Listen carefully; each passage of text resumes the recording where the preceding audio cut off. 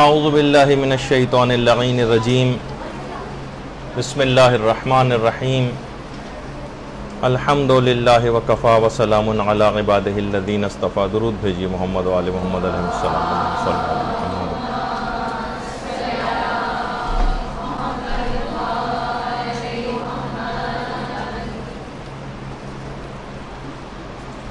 رمضان میں فقہی مسائل اور اس کی کچھ اخلاقیات کے ضمن میں آج یہ ہمارا تیسرا درس ہوگا. اگلی کلاس تو شب قدر سے مربوط کلاس ہوگی اور سب سے آخری جو اتوار آئے گا اس میں اس کا چوتھا پارٹ ہوگا. تو بہت اختصار کے ساتھ جتنے بھی مسائل ہم رمضان کے ان دروس میں مکمل کر سکیں گے وہ انشاءاللہ کریں گے. دیکھیے، سب سے پہلے یہ بات آپ کی خدمت میں عرض کر دی جائے کہ رمضان اور اس کے روزے یہ کوئی بھوک اور پیاس کی سالانہ رسم کا نام نہیں، یہ ایک اخلاقی ڈسپلن کی سالانہ تربیت ہے. اور رمضان کا مطلب ہی یہ ہے کہ انسان اللہ کے لیے اپنی خواہشات پر پابندی لگائے. یہ رمضان اصل میں پرہیزگارانہ زندگی کا ایک تربیتی کورس ہے. دیکھیے، اسلام کے اندر ہر چیز کی ایک ظاہری شکل ہوتی ہے اور ایک معنوی شکل ہوتی ہے. ظاہری شکل تو وہ جیسے آپ نماز پڑھتی ہیں اس کی ایک ظاہری شکل جو کہ بہت اہم ہے، وہ اگر غلط ہو جائے وہ ظاہری شکل تو کوئی فائدہ آپ کو ملے گا ہی نہیں. مسائل کے تحت بھی نماز بالکل صحیح ہونی چاہیے. تو اس کی ایک ظاہری شکل ہے ہر عبادت کی، اور اسی طرح سے اس کی ایک اسپرٹ اور ایک روح بھی ہے جس کو سمجھنا پڑے گا. نماز کی ظاہری شکل یہ کہ آپ اسے صحیح طریقے سے انجام دیں، لیکن نماز کی جو باطنی شکل ہے وہ یہ ہے کہ انسان کے اندر اس کی اسپرٹ بیدار ہو، بندگی کا ایک جذبہ بیدار. یہ اسلام چاہتا ہے. مثلا آپ سب کے پاس موبائل فون بھی ہوتا ہے اور گھر پہ عام ٹیلی فون بھی ہے. کیا آپ نے اس کی ظاہری شکل و صورت کی وجہ سے اس کو لیا ہے کہ اس طرح کی شکل کی ایک چیز آپ کو درکار تھی؟ وہ ایک آلہ آپ کو ایک مخصوص شکل کا چاہیے تھا، اس وجہ سے آپ نے لیا، یا یہ کہ اس ٹیلی فون سے کوئی رابطہ کہیں کرنا مقصود ہوتا ہے؟ جب کوئی آپ سے کہتا ہے کہ بھائی مجھے کہیں ٹیلی فون کرنا ہے، آپ کے پاس فون ہے، تو آپ کہتی ہیں جی ہاں میرے پاس فون ہے. تو اس کے معنی کیا ہوتے ہیں؟ کیا اس مخصوص شکل کا کوئی ایک باکس یا اس مخصوص شکل کا کوئی آلہ درکار ہوتا ہے جس میں نہ کوئی سم ہے، نہ اس سے کہیں رابطہ کرنا ممکن، اور آپ لے جا کر دیتے ہیں دوسرا بھی آپ پر ہنسے گا. جب آپ کہتی ہیں کہ میرے پاس فون ہے تو اس کے معنی یہ ہوتے ہیں کہ ایسی چیز میرے پاس ہے جس سے دوسروں سے رابطہ کرنا ممکن ہوتا. اچھا، اب یہاں پر یہ ہے جس طریقے سے ہم دیکھتے ہیں کہ کلمہ، جو آپ کلمہ پڑھتی ہیں اس سے کیا فقط وہ ایک لائن کا جملہ مراد ہے؟ وہ تو کوئی کافر بھی پڑھ سکتا ہے، وہ کوئی منافق بھی پڑھ سکتا ہے، لیکن اس کلمے کے اندر ایمان کی ایک روح اور اسپرٹ ہے جو کہ ہونا چاہیے. نماز میں دیکھیے انسان خدا کے سامنے جھکتا ہے، رکوع آپ کرتی ہیں، سجدہ آپ کرتی ہیں، اس کی ایک ظاہری شکل. باطن کیا ہے کہ ہر معاملے میں آپ خدا کے حکم کے سامنے خاضع ہو جائیں، جھک جائیں. خمس اور زکوٰۃ کی بھی اسی طرح سے ایک معنوی شکل. ظاہری شکل تو یہ ہے کہ آپ نے مسائل کے تحت خمس اور زکوٰۃ جو ہے وہ نکال دی، لیکن اس کی ایک باطنی شکل یہ جس کی وجہ سے پروردگار نے یہ سب چیزیں آپ پر کی ہیں، اس کی ایک روح بھی ہے کہ مخلوق خدا کی خیر خواہی کا ایک جذبہ آپ کے اندر پیدا ہو جانا چاہیے. تو حج کو بھی اگر ہم دیکھیں تو حج ادائیگی رسوم کا نام ہے. مناسک کو آپ صحیح طرح سے انجام دیں تو آپ کا حج صحیح ہوگا، لیکن اس کی ایک اسپرٹ بھی تھی کہ حج پر آپ نے دیکھا ہے کہ کتنے اختلافات مذاہب اور مزاجوں کے اختلاف والے لوگ جو کہ لاکھوں کی تعداد میں ہوتے ہیں، انہی کے ساتھ انسان کس طرح سے اتحاد و اتفاق کا مظاہرہ کرتے ہیں، ان کے درمیان میں ہی رہتا ہے. تو اس کی ایک اسپرٹ ہے، وہ آپ کو اس اسپرٹ کو اپنے اندر جو ہے وہ بیدار کرنا پڑے گا، سمجھنا پڑے گا کہ یہ سب چیزیں کیا ہیں. اسی طریقے سے روزہ بھی ہے. روزے کی ایک ظاہری شکل یہ ہے کہ آپ نے کھانا چھوڑ دیا، آپ نے پینا چھوڑ دیا، لیکن اس کی باطنی روح یا اسپرٹ اس کے اندر یہ ہے کہ آپ کے اندر صبر کا ایک مادہ پیدا ہو جانا چاہیے. ہر ناگوار بات پہ آپ جو ہے وہ آپ میں خدا کے لیے برداشت کرنے کی صلاحیت ہونی چاہیے. تو دیکھیے بہت ساری چیزیں ایسی ہیں کہ اگر ہم ارکان کو بلا روح انجام دیتے چلے جائیں بلا روح, تو کیا ہوگا کہ جب کبھی اظہار کا موقع آئے گا عمل سے تو وہاں پر ہماری جو زبان ہے وہ ہمارے دل کا ساتھ نہیں دے گی. نماز کی اگر ایک مخصوص شکل سے آپ نے پڑھ بھی لی تو نماز تو ہو جائے گی, لیکن خدا کے سامنے جب عمومی زندگی کے اندر ہم جائیں گے تو اس نماز کے جو چیزیں نماز کے ذریعے ظاہر ہونے چاہیے تھی, خاضع ہو جانا چاہیے تھا خدا کے احکامات کے آگے, وہ ظاہر نہیں ہوگا. ظاہری اعتبار سے رکوع سجدے میں آپ نے گردن کو تو جھکایا ہوگا, لیکن اگر اس کی اسپرٹ تک نہیں پہنچے تو وہی انانیت اور وہی تکبر نماز سے ختم کرنے کے بعد لوگوں کے ساتھ اس کا مظاہرہ ہوگا. خمس و زکوٰۃ زبردستی ہم نے مسائل کے تحت نکال بھی دیا, مگر لوگوں کی خیر خواہی کا جذبہ بیدار نہیں ہوگا. اس کے علاوہ واجبات کے علاوہ کوئی اور ہمارے پاس آئے گا تو ہم دھتکار کر بھگا دیں گے. حج ہم مناسک کے تحت کر کے بھی آ گئے لیکن اسپرٹ بیدار نہیں کی اس کی, تو کیا ہوگا جب واپس اپنے رشتہ داروں میں آئیں گے, وہاں اتحاد و اتفاق کا زبردستی مظاہرہ کیا تھا, یہاں پر آتے ان سے لڑائی جھگڑے فسادات یہ سب کچھ شروع ہو جائیں گے. تو ظاہری شکل کے ساتھ معنویت حاصل کرنے کی بھی آپ کو مکمل جو ہے کوشش کرنی چاہیے. دیکھیے اس سال جو آپ روزے رکھ رہی ہیں ماشاءاللہ, تو آپ تاریخ کے اس دور اور اس تسلسل کے اندر آ گئی ہیں جو ہر دور میں دینداروں کے ساتھ جاری رہتا ہے. آپ اپنے اندر ایک قلبی اطمینان محسوس کرتی کہ وہ عمل جو اللہ کے نیک بندوں نے ہر زمانے میں کیا ہے, آپ بھی اس قافلے میں شامل ہو گئی ہیں جو انبیاء, اولیاء, ائمہ, صالحین اور علماء کی رہنمائی میں دنیا سے آخرت کی طرف چلتا چلا جا رہا ہے. آپ اس قافلے میں شامل ہو چکی ہیں. اور رمضان, دیکھیے رمضان مکمل عمل کا زمانہ ہے, یہ دینی سرگرمیوں میں ڈوب جانے کا زمانہ ہے. 29 شعبان سے ہی اس کی فعالیت شروع ہو جاتی ہے. اہل ایمان کی نگاہیں آسمان پر گڑ کر رہ جاتی اور یہ شعور جاگ اٹھتا ہے کہ ہم گردش لیل و نہار کے اس مرحلے میں داخل ہو گئے ہیں کہ جہاں پر ہمیں اپنی زندگی کا نقشہ بدل دینا چاہیے. اب یہ فکر ہر وقت آپ پر سوار رہتی کہ صبح کب ٹھیک شروع ہوگی. کتنے مسائل آپ لوگ پوچھتی ہیں, کب غروب ہوگا. گویا رمضان اس علامت کے تحت ساتھ آیا ہے کہ اب زندگی کے نظام الاوقات میں اوقات کی ایک نئی رعایت کرتے ہوئے حکم خدا کے مطابق ہم چلیں گے. یہ جو آسمانوں کی طرف آنکھیں گڑ رہی ہیں, یہ جو آپ گھڑی کے اندر بار بار ٹائم جا کر دیکھ رہی ہیں, اس بات کی نشاندہی. عام زندگی میں کیا تھا کہ صرف کھانا پینا آپ کا مطمع نظر تھا, اب اصول شریعت آپ کے مد نظر ہو جاتے ہیں. پہلے بغیر کسی اندیشے کے, بغیر کسی احتیاط کے دن ایسے ہی گزرتے چلے جاتے تھے. آج ایک زندہ احساس آپ کے ساتھ ہے کہ آپ کو کیا کرنا ہے اور کیا نہیں کرنا ہے, کب کھانا ہے کب نہیں کھانا ہے, ایسا کرو, ایسا نہ کرو, ویسا نہ کرو. تو اس بات کی پریکٹس ہمیں کروائی جاتی ہے رمضان کے ذریعے کہ تم کیا کر سکتے ہو اور کیا نہیں کر سکتے, اس بات کو تلاش کرو. یہ عمومی زندگی میں اس بات کی پریکٹس ہونی چاہیے. یعنی دیکھیں خدا ایسا رحیم پروردگار ہے وہ ہمارا کہ وہ تمام سختیوں کے ساتھ آسانیاں بھی آپ کو مہیا کرتا ہے. روزے کی سختی ہے تو اس کے ساتھ سحری کی رخصت بھی. جہاد کی ترغیب اگر پروردگار دیتا ہے تو فرشتوں کے ذریعے وہ نصرت بھی کرتا ہے. آزمائش و سختیوں کے اندر آسانیاں بھی پیدا کرتا ہے. تلاوت اور نماز وغیرہ اس سے پہلے بھی آپ انجام دیتی تھیں, لیکن رمضان میں ایک زندہ کیفیت اور ایک لطف کے ساتھ انجام دیتی ہیں. شام ہوتی ہے جب آپ افطار کرتی ہیں, جس حکم سے آپ نے اپنے اوپر پابندیاں لگائی تھیں اسی کے حکم سے آپ افطار کرتی ہیں.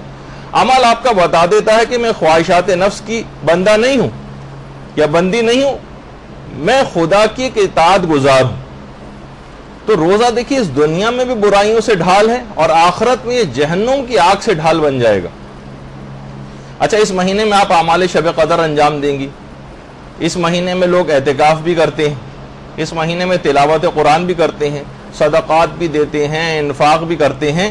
اس ماہ میں ایک خاص دینی جذبہ آپ کے اندر بیدار ہو جاتا ہے.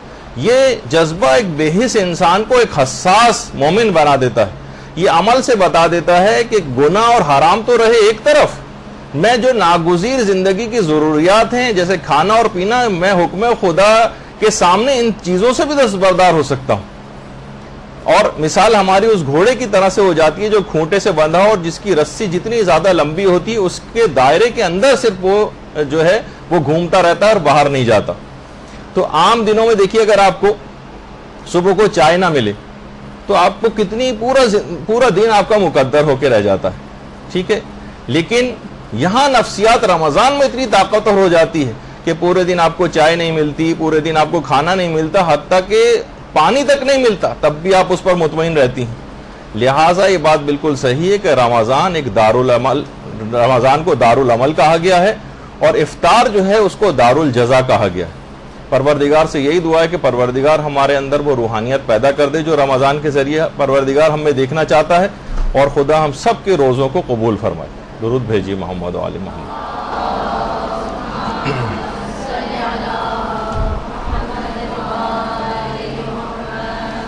اچھا دیکھیے، آج کل ایک چیز بڑی کامن ہے، لوگوں کی زبانوں پر آتی، ہر چیز میں کیا، کیوں، کیسے، ہر چیز میں آج کل نوجوان بھی یہی پوچھتے ہیں، لوگ بھی ہر چیز کی وجوہات پوچھتے ہیں کہ آخر روزہ ہم پر کیوں واجب کیا گیا، کیوں ہمیں بھوکا پروردگار رکھنا چاہتا ہے۔ تو دیکھیے، پروردگار نے تمام احکامات کی علت اور حکمت نہیں بتائی، لیکن روزے کی بتائی، لعلکم تتقون، تاکہ تم متقی و پرہیزگار ہو جاؤ۔ تو بہرحال دیکھیے، روزہ جو ہے نا ایک بلند ہمتی اور ایک بلند ہمتی ہم کو سکھاتا ہے۔ جو کم ہمت افراد ہوتے ہیں، جو بس معمولی بخار پر روزہ چھوڑنے کو تیار ہوتے ہیں، جو ذرا سی کھانسی ہوئی، ذرا سا نزلہ ہوا، گلا خشک ہونے پر روزہ توڑنے کے بہانے تلاش کرتے ہیں۔ یعنی بہت سے لوگ تو اتنے بے ہمت ہو جاتے ہیں کہ روزہ ہی نہیں رکھتے۔ بعض اگر روزہ رکھ لیتے ہیں تو اس کو توڑنے کی فکر میں رہتے ہیں، ہر وقت فون پہ فون علماء کو کرتے رہتے ہیں کہ جناب کوئی طریقہ پتہ چل جائے کہ کسی طریقے سے میں روزہ اپنا توڑ دوں۔ بعض چند روزے رکھ کر باقی دنوں میں روزے چھوڑ دیتے ہیں، اتنے کم ہمت ہو جاتے ہیں۔ بعض سردیوں میں کچھ ہمت کر لیتے ہیں، گرمیوں میں رمضان آ جائے تو اس میں ہمت نہیں کر پاتے، جبکہ امیر المومنین علیہ الصلوۃ والسلام فرماتے ہیں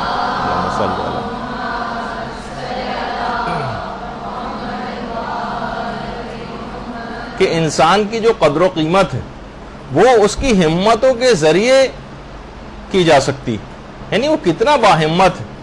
تو دیکھیں، روزہ جو ہے نا ایک بلند ہمتی سکھاتا ہے، اور وہ روزہ جو تمام آداب اور اپنے اسرار کے ساتھ، معنویت کے ساتھ، اور بہت سے لوگ تو اس میں بڑے آگے نکل جاتے ہیں اور ان کی ہمت صرف افطار کی حد تک ان چیزوں سے بچنے میں نہیں رہتی، بلکہ اس سے بھی آگے بڑھ جاتی۔ افطار کا وقت آتا ہے تو روٹیاں فقیر کو دے دیتے ہیں، اور فقط ایک دن تک کی ہمت نہیں رہتی، تین دن تک کی ہمت جاری رہتی ہے، یہاں تک کہ سورہ حلاتا کو نازل ہونا پڑتا۔ وَيُطْعِمُونَ اللَّهُمَّ صَلِّ عَلَى مُحَمَّدٍ وَآلِ مُحَمَّدٍ۔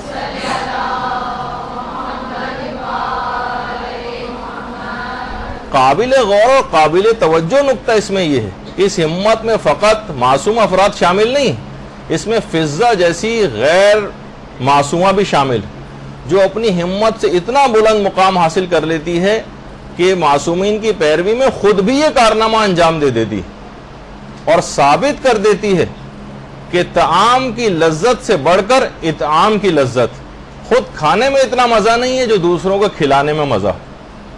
اچھا، افطار میں خصوصیت کے ساتھ یہ بات یاد رہے کہ سارے روزے کی معنویت ختم ہو کے رہ جائے گی اگر افطار مال حلال سے نہ کیا جائے۔ تو انسان کو ہمیشہ اپنی غذا کا بار بار خیال رکھنا چاہیے کہ کوئی حرام چیز اس میں شامل نہ ہو۔ باقاعدہ ایک دینی طالب علم نے کسی جگہ پر جا کر افطار کیا، ایسا محسوس ہوا کہ ساری معنویت اس کے اندر ختم ہو کے رہ گئی، معنویت ہی ختم ہو کے رہ گئی۔ اپنے صاحب معرفت استاد کے پاس وہ طالب علم گیا، کہا کہ میں نے جب سے وہاں پر افطار کیا ایسا لگ رہا ہے کہ میں بالکل خالی سا ہو کے رہ گیا ہوں، اور روحانیت کی جو کیفیت میرے اندر پیدا ہو گئی تھی وہ بالکل ختم ہو کے رہ گئی۔ تو صاحب معرفت استاد تھے، انہوں نے کہا کہ جس دعوت میں تم گئے تھے وہاں پر جو تم نے کباب کھائے تھے اس کی قیمت ایک ایسے تاجر نے اپنے مال سے ادا کی تھی جس نے ایک ضعیفہ کا حق غصب کیا تھا۔ تو اس کا لازمی نتیجہ دیکھیے ہمارے جتنے بھی اعمال ہیں ان کا میں اس سے پہلے بھی بتا چکا ہوں کہ یہ تمام اعمال ایک برزخی شکل کو اختیار کر لیتے ہیں. یہ ایک خاص ان کی ایک برزخی شکل بن جاتی ہے. یہ پھر اس کے وہ تمام فائدے آپ کو حاصل نہیں ہونے دیتے اگر آپ نے ان چیزوں سے اپنے آپ کو نہیں بچایا. باقاعدہ ایک عالم نے اپنے استاد کے حوالے سے بات نقل کی کہ وہ اپنے استاد کے ساتھ مشہد میں امام زادہ یحییٰ کا جو روضہ ہے اس روضے کے قریب ایک گلی سے گزر رہے تھے. وہ خود فرماتے ہیں کہ ایک سائیکل سوار جا رہا تھا اور ایک پیدل شخص وہاں پر جا رہا تھا. تو سائیکل سوار سے وہ پیدل شخص جا کر ٹکرا گیا. جیسے آپ نے دیکھا ہوگا گاڑی کے سامنے کوئی آ جاتا ہے اور فوراً ہم بھڑک جاتے ہیں اور اس کو برا بھلا کہنا شروع کر دیتے ہیں. اس نے اہانت کرتے ہوئے اس پیدل شخص کو گدھا کہا. گدھا جس طرح سے ایک دم سے کوئی غلطی کرتا ہے اور سامنے آ جاتا ہے تو بہت سے لوگ ایک دم سے اس قسم کے الفاظ کہہ دیتے ہیں. جیسے ہی اس نے گدھا کہا ان کے استاد نے کہا کہ جس نے گدھا لفظ کہا اس کی اپنی باطنی شکل گدھے کی صورت میں تبدیل ہو گئی. اس کا ایک باطن بن گیا. یہ تو صرف آپ کو دکھانے کے لیے کرانے کے لیے ایک تصویر ہے لیکن اس کا اپنا باطن جو ہے گدھے کی شکل میں تبدیل ہو گیا. اب یہ باطنی شکل میدان قیامت میں اس کے ساتھ اٹھے گی. جو بھی اعمال آپ انجام دیتی ہیں مخصوص باطنی شکل کے اندر تبدیل ہوتے چلے جاتے ہیں جن کے ساتھ انسان اٹھایا جائے گا میدان قیامت میں. حتیٰ کہ انسان کی تو اہانت اور وہ تو چھوڑیے جانوروں تک کے ساتھ. دیکھیے جانوروں کے متعلق کہا جاتا ہے نا جو آپ سنتے بھی ہیں کہ ایک جانور کو اگر کبھی جو ہے وہ ذبح کیا جا رہا ہو تو دوسرا جانور سامنے نہیں ہونا چاہیے کیونکہ اگر جانور کے سامنے آپ کریں اس کی خود بھی یہ جو عمل آپ نے کیا ہے یہ کرویلٹی یہ جو ظلم والا کام ہے کہ اس کے سامنے کسی کو ذبح نہ کرو تو اس کے ساتھ بدسلوکی کرنے کے بھی باطنی اس کی آثار ہوتے ہیں. اس کی شکلیں کچھ بن جاتی ہیں. ایک قصائی ایک دفعہ ایک عالم دین کے پاس آیا اور اس نے کہا کہ میرا بچہ اس قدر بیمار ہے کہ ڈاکٹروں نے بالکل جواب دے دیا اور کہا کہ اب یہ بچہ مر جائے گا. آپ کوئی ایسی مجھے ترکیب بتائیں کہ کوئی ایسی دعا بتائیں کہ جس سے میرے بچے کو صحت یابی مل جائے. اس عالم نے کہا کہ یہ اب ہو نہیں سکتا کیونکہ تم نے گائے کے ایک بچے کو اس کی ماں کے سامنے ذبح کیا. اب وہ گائے یہ کہہ رہی ہے کہ اس نے میرے بچے کا سر میرے سامنے ذبح کیا ہے اس لیے اس کے بچے کو بھی مرنا چاہیے. تو دیکھیے عام انسان کی وہ تو چھوڑیے اہانت اور توہین وغیرہ آپ نے دیکھا کہ جانوروں تک کے ساتھ یہ بہت ساری جو زندگی میں ہماری بے اعتدالیاں اور سب کچھ ہوتی ہیں ان سب کے نتائج بھگتنا پڑتے ہیں. اسلام کے اندر جب جتنے مستحبات اور مکروہات ہیں ان کا بھی آپ کی روحانیت کے اندر ایک اثر چاہے جائے گا کہ حرام اور گناہ والی چیزیں وہ تو بہت زیادہ اپنے اثرات رکھتی ہیں. تو بہت سی چیزیں جو کہا جائے کہ ایسا نہ کرو ویسا نہ کرو بہت ساری چیزیں جو کہی جاتی ہیں نا تو ان سب کے اثرات ہوتے ہیں. اس وجہ سے اسلام نے منع کیا. جب یہ ہمارے ایک جملہ ہے کہ اسلام کے تمام احکامات ذو مصلحت ہیں اور اس کی تمام ممنوعات ذو مفسدہ. اسلام نے جس چیز کا بھی جب بھی حکم دیا ہے اس کے اندر یقیناً آپ کی کوئی نہ کوئی مصلحت پائی جاتی ہے آپ کا کوئی نہ کوئی فائدہ ہوتا ہے. اور اسلام نے جتنی چیزوں سے بھی آپ کو منع کیا ہے اس کے اندر یقیناً کوئی حکمت ہے کوئی آپ کا نقصان ہے چاہے دنیاوی طور پر ہوگا اخروی طور پر ہوگا. اسلام نے چاہے وہ بتایا ہو یا نہ بتایا ہو لیکن اس کے اندر ایک نقصان پایا جاتا ہے. تو لہٰذا دیکھیے خود کو تبدیل کیے بغیر روزہ رکھنے کا کوئی فائدہ نہیں. پیغمبر اسلام یہی بات تو ارشاد فرماتے تھے. درود بھیجیے محمد و آل محمد صلی اللہ علیہ وسلم.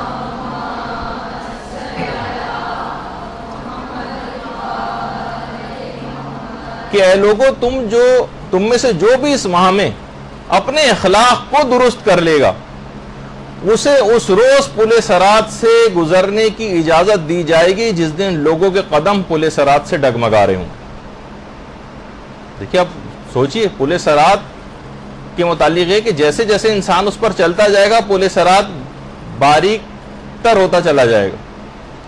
اور جو کہا جاتا ہے نا کہ بال سے زیادہ باریک اور تلوار کی دھار سے زیادہ تیز اور نیچے جب گرے گا وہ وہاں سے اگر خدا نہ خواستہ تو صرف نار جہنم ہوگی کہ جس کے اندر جائے گا. تو اگر کوئی شخص اس ماہ میں اپنے اخلاق کو درست کر لے تو اس روز جب پل صراط سے گزرنے کی اجازت اس کو دی جائے گی جس دن لوگوں کے قدم ڈگمگا رہے ہوں گے. اور امیر المومنین علیہ الصلوۃ والسلام نے بھی اللہم صلی علی محمد و آل محمد نہج البلاغہ میں جو بات فرمائی ہے کہ خدا نے روزے کو اس وجہ سے واجب کیا ہے تاکہ اس کے ذریعے وہ مخلوقات کے اخلاص کا امتحان لے. اخلاص تو دیکھیے اخلاص ایک ایسی چیز ہے.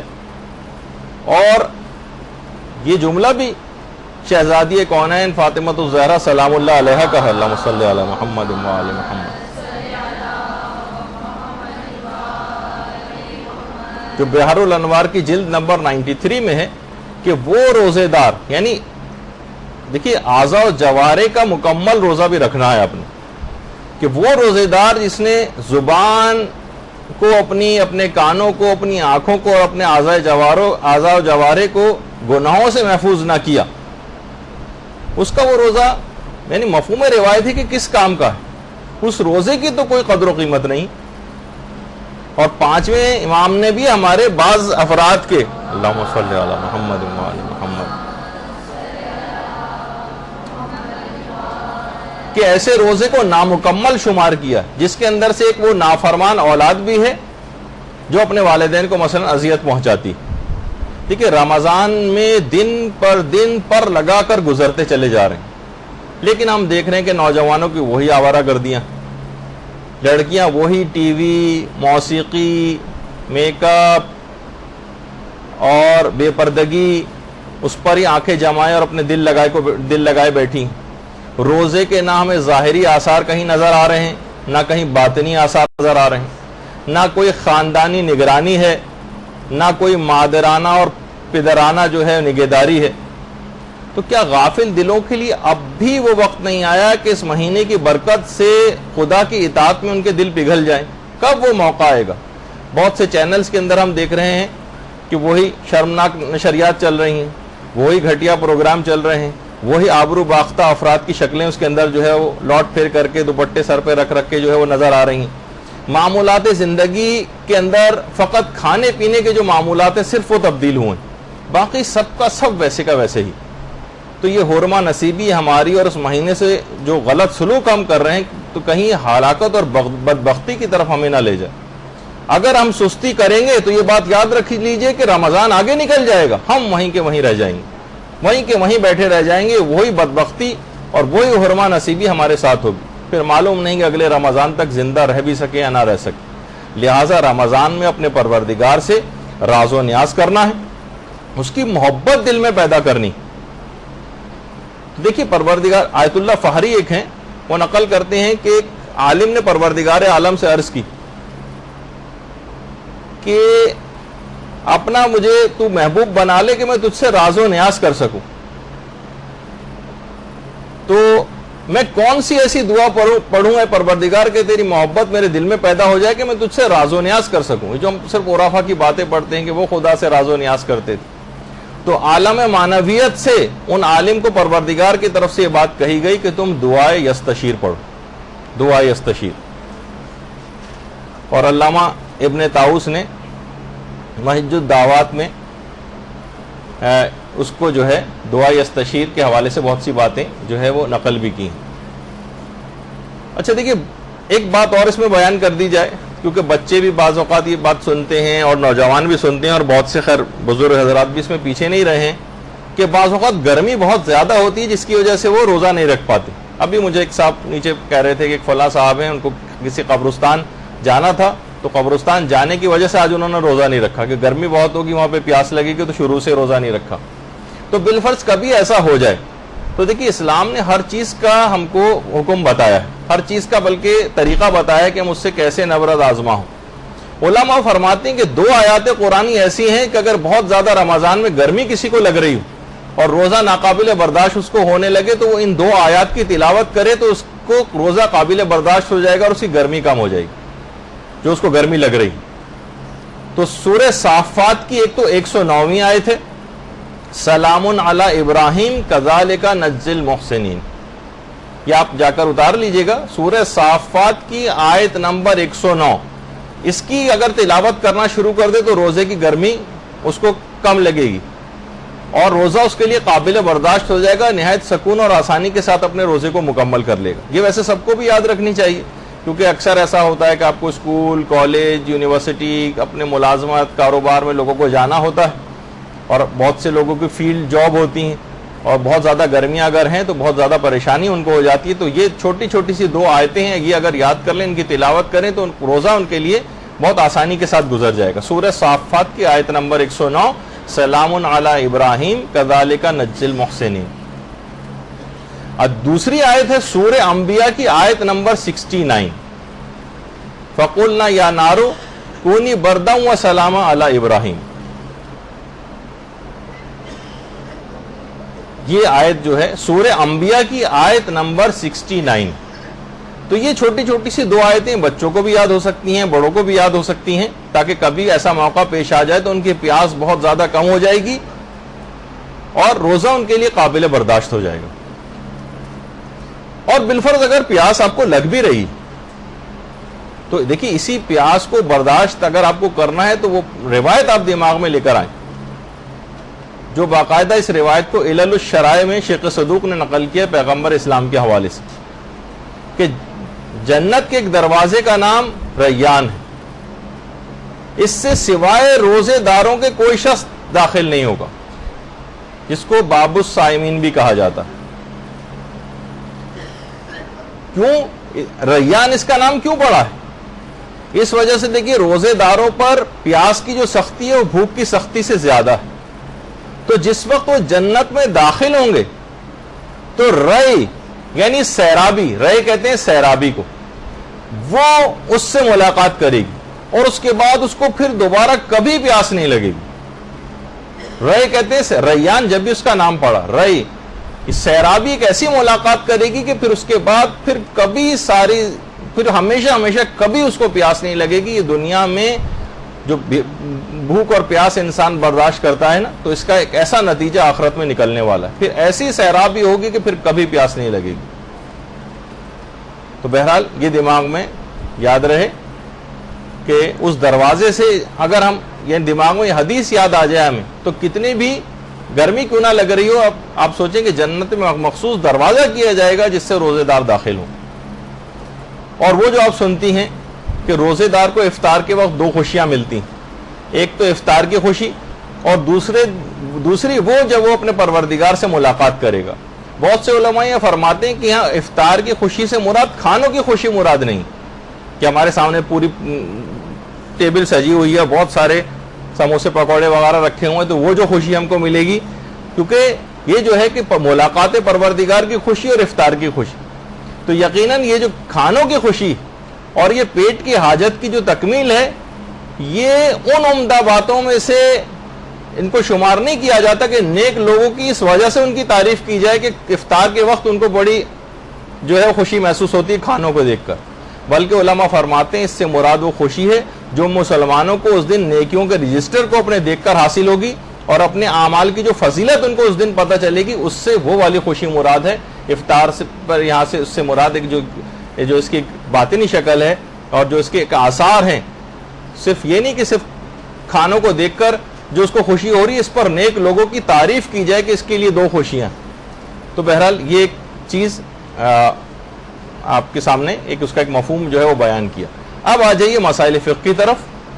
تو آپ نے ابھی کچھ فلسفے کے حوالے سے بات سنی جو اب تک اتنی آ نہیں پائی تھی ہماری گفتگو میں, تو سوچا کہ تھوڑی سی بات اس کے اوپر بھی ہو جائے. اچھا, اب ایک مسئلہ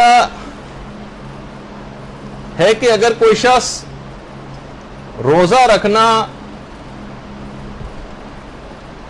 کوئی شخص بھول گیا وہ روزے سے اور اس نے پانی مانگا آپ سے.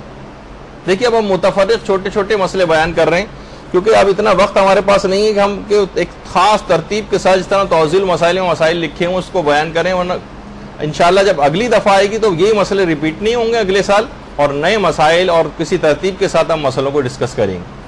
اگر کوئی شخص بھول گیا کہ وہ روزے سے, ابتدائی دنوں میں عام طور پر ایسا ہو جاتا ہے, اور اس نے ہم سے, باپ نے بیٹی سے مثلاً کہا کہ ذرا مجھے پانی دینا, تو کیا بیٹی پر مثلاً یہ واجب ہے کہ وہ باپ کو یاد دلائے کہ ارے ابو آپ تو روزے سے ہیں, یا وہ پانی دے سکتی؟ تو آپ حیران ہوں گی جواب سن کر کہ باپ کو یہ بتانا واجب نہیں کہ آپ روزے سے ہیں اور وہ لا کر پانی بھی دے سکتی. آپ کہیں گے بھائی یہ کیا, اس کو تو فوراً بتانا چاہیے. نہیں, باپ کیونکہ بھول کے عالم میں ہے, اور اچھا یہ نہیں کہ لازمی لا کر دیں, میں صرف اجازت کے حوالے سے بات بتا رہا ہوں, ورنہ آپ بتا بھی سکتی ہیں, اس میں کوئی حرج نہیں, بتا دیں کہ نہیں آپ کا روزہ, لیکن ایک مسئلہ یہ ہے کہ اگر کسی نے لا کر پانی دے بھی دیا تو اس میں کوئی حرام اور کوئی گناہ کی بات نہیں ہے. وہ شخص بھی بھولا ہوا ہے اور چاہے ہمیں پتا ہے کہ یہ بھولا ہوا ہے, تب بھی ہمیں اجازت ہے کہ اس کو لا کر پانی دے سکتے ہیں. تاکہ یہ آپ کو اس وجہ سے بتانے کے لیے کہ بہت سی چیزیں اسلام نہ خواہشات نفس کا نام نہیں کہ ہمیں تو بہت عجیب سی بات لگ رہی کہ بھئی رمضان میں ہم کیسے پانی پلا دیں. نہیں, یعنی ہمیں حکم خدا دیکھنا پڑے گا کہ اس نے وہ چیز ہم پر واجب بھی کی ہے یا واجب نہیں کی. دوسرا مسئلہ یہ ہے کہ اگر کوئی شخص سستی یا شرم کی وجہ سے صبح کو اپنا غسل واجب نہ کر سکے تو اب کیا ہوگا؟ رمضان گزرنے کے بعد کیا اس کو فقط قضا کرنی پڑے گی یا کفارہ بھی دینا پڑے گا؟ تو اس کا جواب یہ کہ اس پر قضا بھی ہوگی اور کفارہ بھی آ جائے گی. ہاں, اگر یہ تھوڑی سی عقل مندی کا مظاہرہ کرتا, ٹھیک ہے, گناہ تو ایک آ ہی رہا تھا جس کی توبہ بعد میں سے کر لینی چاہیے, لیکن جیسے پچھلی دفعہ بھی بات آئی تھی کہ اگر بالکل آخری وقت میں یہ تیمم کر کے روزہ رکھ لے تو اس کا وہ روزہ بھی صحیح ہو جاتا, صرف اس کو بس اس کو صرف توبہ کرنا پڑتی, اس عمل کے بعد اسے فقط توبہ کرنا پڑتی. لیکن اس نے سستی یا کسی شرم کی وجہ سے غسل واجب نہیں کیا رمضان میں, تو اب اس کو قضا بھی کرنی پڑے گی اور اس کو کفارہ بھی دینا پڑے گا. اچھا, اب ایک مسئلہ ہے کہ کسی شخص نے یہ بتایا ہمیں کہ افطار کا وقت ہو گیا, افطار کا وقت ہو گیا اور ہم نے افطار کر لیا اس کے کہنے پر. بعد میں پتہ چلا کہ افطار کا وقت نہیں ہوا تھا, تھوڑا وقت باقی تھا ابھی. ایک تو وہ احتیاط والا ٹائم نہیں, یعنی واقعی جو صحیح وقت ہے وہ افطار کا جو ہے وہ ابھی نہیں آیا تھا اور ہم نے اس کے کہنے پر افطار کر لیا. تو اب اس جو ہم نے روزہ یہ جو ہوا ہے ہمارا, اس کا کیا ہوگا؟ اس کا جواب یہ کہ اس روزے کی بعد رمضان قضا کرنی پڑے گی. اگر کسی شخص نے کسی شخص کی اطلاع پر, چاہے وہ آپ کے نزدیک قابل اعتبار تھا, اس نے اطلاع دی کہ ہاں وقت ہو گیا, اب ہو سکتا ہے اس کی گھڑی کا کوئی مسئلہ ہو یا کوئی اور مسئلہ ہو, تو افطار کے وقت اس نے پہلے ہی روزہ کھول لیا اس قابل اعتبار شخص کے کہنے پر, بعد میں پتہ چلا کہ افطار کا وقت نہیں ہوا تھا, تو اس روزے کی اس کو قضا انجام دینا ہوگا. البتہ کفارہ کوئی نہیں ہوگا, صرف قضا ہوگا. اچھا, اب یہ پچھلی دفعہ بھی بات آئی تھی جو رہ گئی تھی کہ بیمار اپنا فدیہ کب نکالے گا. بہت سے لوگ بیمار ہو جاتے ہیں, اور ہلکے پھلکے وہ نزلہ کھانسی والے بیمار نہیں جو میں نے جن کی پچھلی دفعہ مذمت کی تھی کہ معمولی باتوں پہ روزہ چھوڑتے ہیں. واقعی کوئی سیریس بیمار ہو جائے تو بہت سے لوگ غلطی یہ کرتے ہیں کہ بس وہ بیمار ہوئے اور اس کے بعد انہوں نے فدیے نکالنے شروع کر دی, یا چلیں رمضان گزرا, عید کے بعد انہوں نے پورے 30 دن کے 30 دن یا جتنے بھی ان کے روزے بیماری سے چھوٹے تھے اس کا فدیہ نکال دیا. تو اس کا حل کیا ہے؟ بیمار اپنا فدیہ کب نکالے گا؟ یہ عمل جو ان لوگوں نے کیا کہ رمضان کے فوراً بعد فدیہ نکال دیے, کیا یہ عمل صحیح ہے؟ جواب ہے کہ یہ عمل غلط ہے. فدیہ کب واجب ہوگا؟ جب اگلے رمضان تک ان تمام روزوں کی قضا نہ کر سکے. قضا اگر قضا کر لے گا تو کوئی فدیہ نہیں, کوئی قضا تو اس کو رکھنا ہے نا. بیمار کو اگلے رمضان سے پہلے روزوں کی قضا کرنا ہوتی جو آپ نے سنا تھا, ورنہ اسے کفارہ تاخیر دینا پڑتا جو پچھلی دفعہ بات آئی تھی. تو یہ جو فدیہ لوگ فوراً ابھی بیمار ہوئے, آج کا روزہ چھوٹا, آج کا فدیہ نکال دیا. بہت سے لوگ یوں کرتے ہیں, 5-7 روزے چھوٹے, رمضان ہی میں فدیہ نکال دیا, یا عید کے بعد فدیہ نکال دیا. یہ فدیہ غلط ہو جاتا ہے, ایک چیریٹی بن جائے گا, ایک ثواب آپ کو مل جائے گا, لیکن فدیہ آپ کی گردن سے اترے گا نہیں. یہ اگلے سال تک اگر آپ نے ان روزوں کی آپ کو قضا کر لینا چاہیے تھی اور اس کے باوجود آپ نے جو ہے اگلے رمضان کا چاند, یہاں تک کہ اگلے رمضان کا چاند نظر آ گیا, اب اگلے رمضان کا چاند نظر آنے کے بعد اس پچھلے رمضان کے بیماری کے فدیے وہ نکال سکتا. اس سے پہلے اگر اس نے نکالے تو وہ فدیے سارے بیکار ہو جائیں گے. دیکھیے بات بہت سمجھنے والی, پورے 1 سال کا انتظار کرنا پڑے گا. اس دوران آپ یا تو قضا کر لیں, قضا کر لیں گی تو کوئی فدیہ نہیں. لیکن اگر آپ نے قضا نہیں کیے اور اگلے رمضان کا چاند نظر آ گیا تو اب فدیہ جو پچھلے رمضان میں بیماری کی وجہ سے روزے چھوڑے تھے ان کا فدیہ اب آپ نکالیں گی تو وہ صحیح ہوگا. اس اگلے رمضان کا چاند آنے سے پہلے اگر پچھلے رمضان کے آپ نے کسی نے فدیے نکالے ہیں تو وہ فدیہ کاؤنٹ نہیں ہوگا, وہ ایک چیریٹی بن جائے گی. وہ غلط ہو گیا, غلط تو ان معنوں میں کہ وہ فدیہ نہیں بنا, وہ آپ کے گردن کے اوپر ابھی تک وہ چیز باقی ہے. یہ ایک اہم بات تھی کہ جو لوگ عام طور پر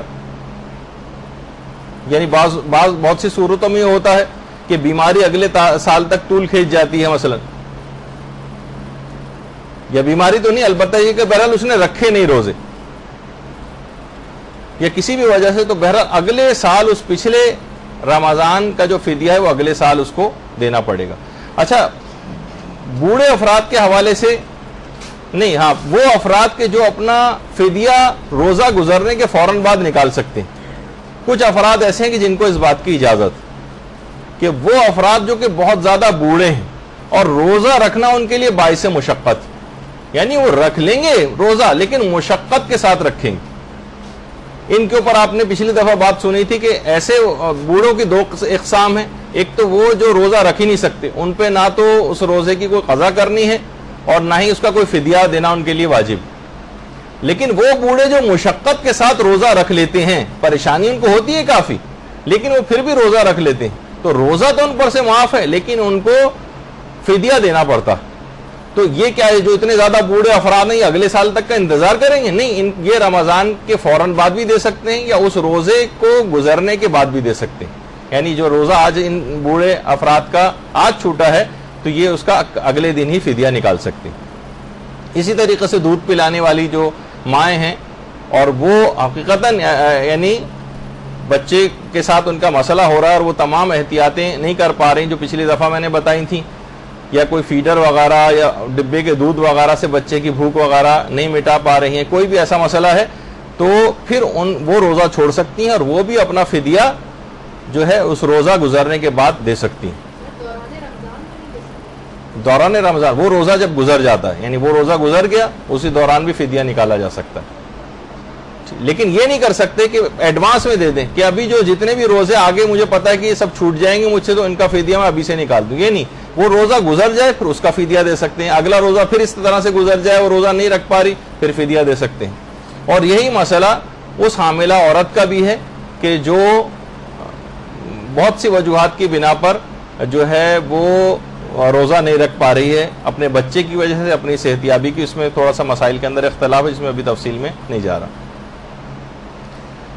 اچھا, اب ایک مسئلہ یہ بھی اس میں ہوتا ہے کہ بیمار اگر اگلے رمضان سے پہلے انتقال کر جائے تو کیا اس کے ورثاء پر یہ فدیہ اس کے مرنے کے بعد نکالنا یہ واجب ہوتا ہے؟ تو جواب ہے کہ ورثاء پر اس فدیے کو دینا واجب نہیں, یعنی بیمار کو اگلے رمضان سے پہلے قضا کر لینی چاہیے تھی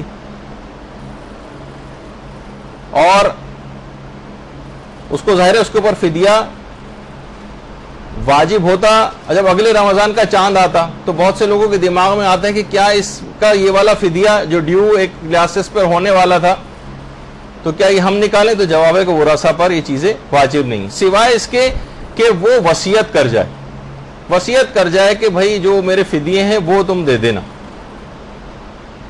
تو یہ ایک بات اس کے اندر جو ہے وہ ضروری بتانے کے لحاظ سے تھی. اچھا, پھر اس کے بعد ایک سوال لوگ یہ پوچھتے ہیں کہ کیا فدیے میں ایک مد, پچھلی دفعہ آپ نے بات سنی تھی کہ فدیے میں ایک مد دیا جاتا ہے, ایک مد, تو اگر ایک مد ہوتا ہے 3 پاؤ کے برابر, تو اگر ہم زیادہ دے دیں مثلا 1 کلو کر دیں تو کیا یہ صحیح ہے؟ تو جواب ہے کہ جی ہاں, زیادہ تو کرنے میں کوئی حرج نہیں, بلکہ احتیاط مستحب یہ ہے کہ فدیہ 2 مد دیں, یعنی 1.5 کلو کے قریب دیں. یعنی زیادہ ثواب اگر آپ کو لینا ہے فدیے کا تو 1 مد کے بجائے 2 مد دیں. پھر ایک مسئلہ یہ بھی ہوتا ہے کہ فدیہ اپنے ہاتھ ہی سے دینا ضروری ہے یا ہے کہ کسی کے وکیل بنا کر کسی بھی اپنے بھائی کو ہم نے کہہ دیا یا اس کو پیسے دے دیے کہ جاؤ اس کا فدیہ جو فلاں تک پہنچا دو. تو یہ بات یاد رکھ لیں کہ بہرحال فدیہ اپنے ہاتھ سے دینا تو ضروری نہیں, کسی کو واسطہ بنا کر بھی دیا جا سکتا ہے, لیکن پھر آپ کو یہ یقین حاصل کرنا ضروری ہے کہ اس نے وہ چیز خرید کر، جو اناج وغیرہ ہے وہ خرید کر ہی اس مستحق تک پہنچایا ہوگا. یعنی ایسے لاپرواہ شخص کے ہاتھ میں دے دیے جو مسائل سے واقف نہیں ہے، اور یا آپ کو اس پر اعتماد نہیں کہ اتنی زحمت کرے گا کہ جا کر وہ آٹا خریدے گا، چاول خریدے گا، اور کسی اور کے ذمہ آپ نے لگا دیا یہ والی بات، تو آپ کا ذمہ ادا نہیں ہوگا جب تک کہ آپ کو یقین حاصل نہ ہو جائے کہ اس نے وہ چیز پہنچا دی.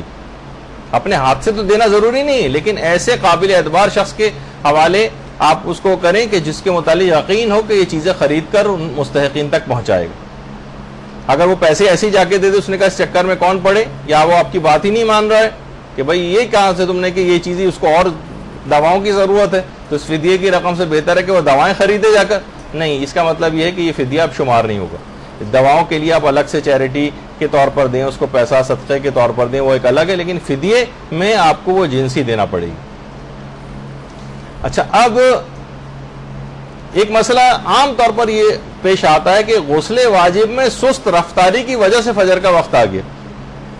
مثلا ہم کو عادت ہے کہ جب تک ہم صابن نہ لگائیں اور جب تک ہم شیمپو نہ لگائیں، جب تک ہم اس کو نہانا شمار ہی نہیں کرتے، ورنہ وہ غسل واجب جو فوراً 2 منٹ کے اندر اندر ہو جاتا ہے.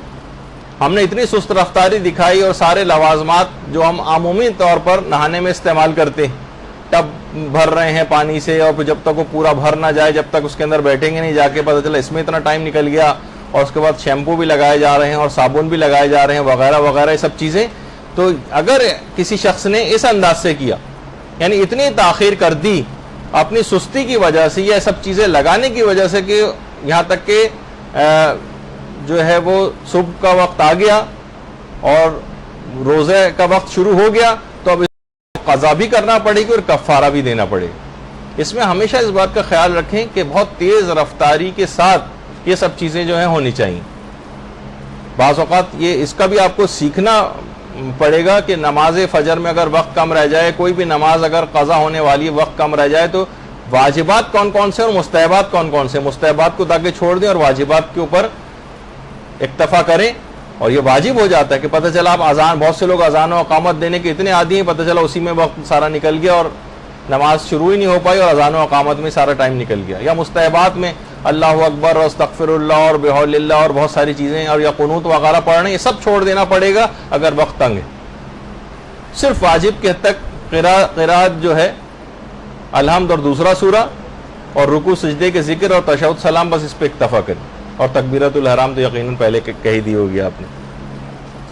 تو ایک یہ مسئلہ ہے کہ اس کا خیال رکھنا چاہیے. بہت سے لوگ یہ بھی کہتے ہیں کہ جو ہم برش وغیرہ کرتے ہیں رمضان میں، تو اکثر یہ شک ہوتا ہے کہ کہیں ہمارے منہ سے شاید کہیں خون تو نہیں نکلا ہے، کہ ہلکا سا ایک ذائقہ ہمیں اپنے منہ میں محسوس ہوتا ہے، کیا ہم اس کو تھوکنا ہم پر واجب ہے یا ہم اس کو جو ہے نگل بھی سکتے ہیں. تو بہرحال اس میں جواب یہ ہے کہ اگر صرف آپ کو شک ہو رہا ہے اور یقین کی حد تک بات نہیں پہنچی ہے تو آپ کو نگلنے کی بھی اجازت ہے. لیکن اگر آپ کو یقین ہو جائے کہ نہیں یہ خون نکل آیا ہے، تو خون کو پینے کی اجازت نہیں.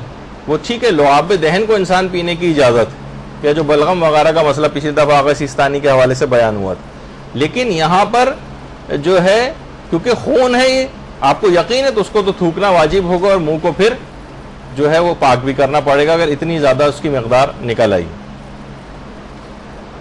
پھر ایک سوال یہ بھی ہوتا ہے کہ جو کفارہ تاخیر کی پچھلی دفعہ بات بیان ہوئی تھی کہ اگلے سال کے رمضان سے پہلے آپ کو روزے قضا کر لینے چاہیے تھے، لیکن آپ نے پھر بھی قضا نہیں کیے، تو کیا ابھی تو فدیے کے حوالے سے آپ نے بات سنی تھی کہ اس میں جو ہے وہ جنسی دینا ہوتی ہے، پیسے نہیں دے سکتے.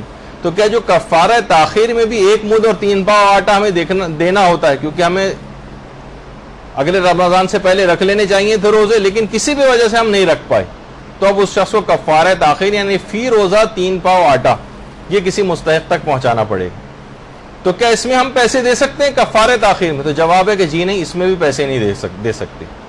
یعنی کفارہ تاخیر میں بھی آپ کو جنسی پہنچانا ہوتی. ایک یہ مسئلہ ہے، کیونکہ اصل میں یہ باتیں یوں بتانے کی زیادہ ضرورت پیش آ رہی ہے، گھر میں انٹیلیکچوئل حضرات جو ہیں وہ بڑھتے چلے جا رہے ہیں کہ بھائی یہ کیا بات ہوئی، اس کو تو فلاں چیز کی ضرورت ہے، گھی تیل کی ضرورت ہے، آٹا پہلے سے ان کے یہاں ہے، تم یہی کیوں جا کر پہنچائیں دوبارہ. تو ایسے افراد کے لیے کہ اسلام کا یہ حکم ہے، ہمیں اپنی ذاتی عقل نہیں لڑانا ہے کہ کیا چیز اس کو ضرورت ہے اور کیا نہیں. اور الگ سے آپ کو اتنا ہی زیادہ ہمدردی ہے تو آپ الگ سے اس کو جو ہے وہ اس کی امداد کر دیں ان چیزوں کی، لیکن جو چیز جس مد میں اسلام کے تحت استعمال ہونی چاہیے وہیں اس کو استعمال کرنا. اچھا، اب ایک مسئلہ پیش آتا ہے کہ روزے میں اگر ہم نے بھول کر کچھ کھا پی لیا تو یہ تو آپ سب کے علم ہے کہ اس سے روزے پر فرق نہیں پڑتا، لیکن بہت سے لوگ پھر بھی یہ سمجھتے ہیں کہ ہمارا روزہ باطل ہو گیا. اچھا، جب انہوں نے سوچا کہ جب ہمارا روزہ باطل ہو ہی گیا تو ہم بلا وجہ بھوکے کیوں بیٹھیں، اب انہوں نے کھانا کھانے شروع کر دی، تو کیا اس کو قضا اور کفارہ دونوں کرنا پڑیں گے؟ دیکھیں، روزے میں بھول کر کچھ کھا پی لیا تو روزہ اس کا باطل نہیں تھا، لیکن وہ یہ سمجھ رہا تھا کہ اس سے روزہ باطل ہو گیا. اس کے بعد اس نے کہا روزہ باطل ہو گیا تو میں کھا پی کیوں نہ لوں. تو کیا اس کو قضا اور کفارے دونوں دینا پڑیں گے؟ جواب ہے کہ اس کو کفارہ نہیں دینا ہے، البتہ قضا ضرور کرنی، اس کو قضا کرنی. یہ ایک اہم مسئلہ ہے اس کے اندر. کہنا لوگ یہ سمجھتے ہیں یا تو دونوں افراط و تفریط ہے. بہت سے لوگوں سے مسئلہ پوچھا جائے تو یہ کہتے تھے کہ نہیں، قضا اور کفارہ دونوں ہو گئے. نہیں، اس موقع پر اس کو صرف اور صرف قضا کرنی ہے، کفارہ کوئی نہیں دینا. روزے میں بھول کر کچھ کھا پی لیا، لیکن یہ سمجھا کہ روزے میں بھول کر کھانے پینے سے روزہ باطل ہو جاتا ہے. جب باطل ہو جاتا ہے تو میں کھائی پی کیوں نہ لوں. اس نے مزے سے جو ہے وہ لنچ بھی کر لیا اس وقت، اب بعد میں پتہ چلا اب اس کو فقط قضا کرنی ہے، کفارہ کوئی بھی نہیں دینا.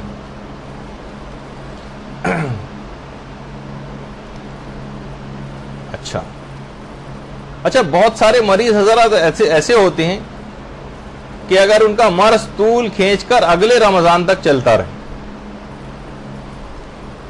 ان کا مرض طول کھینچ کر اگلے رمضان تک چلتا رہا،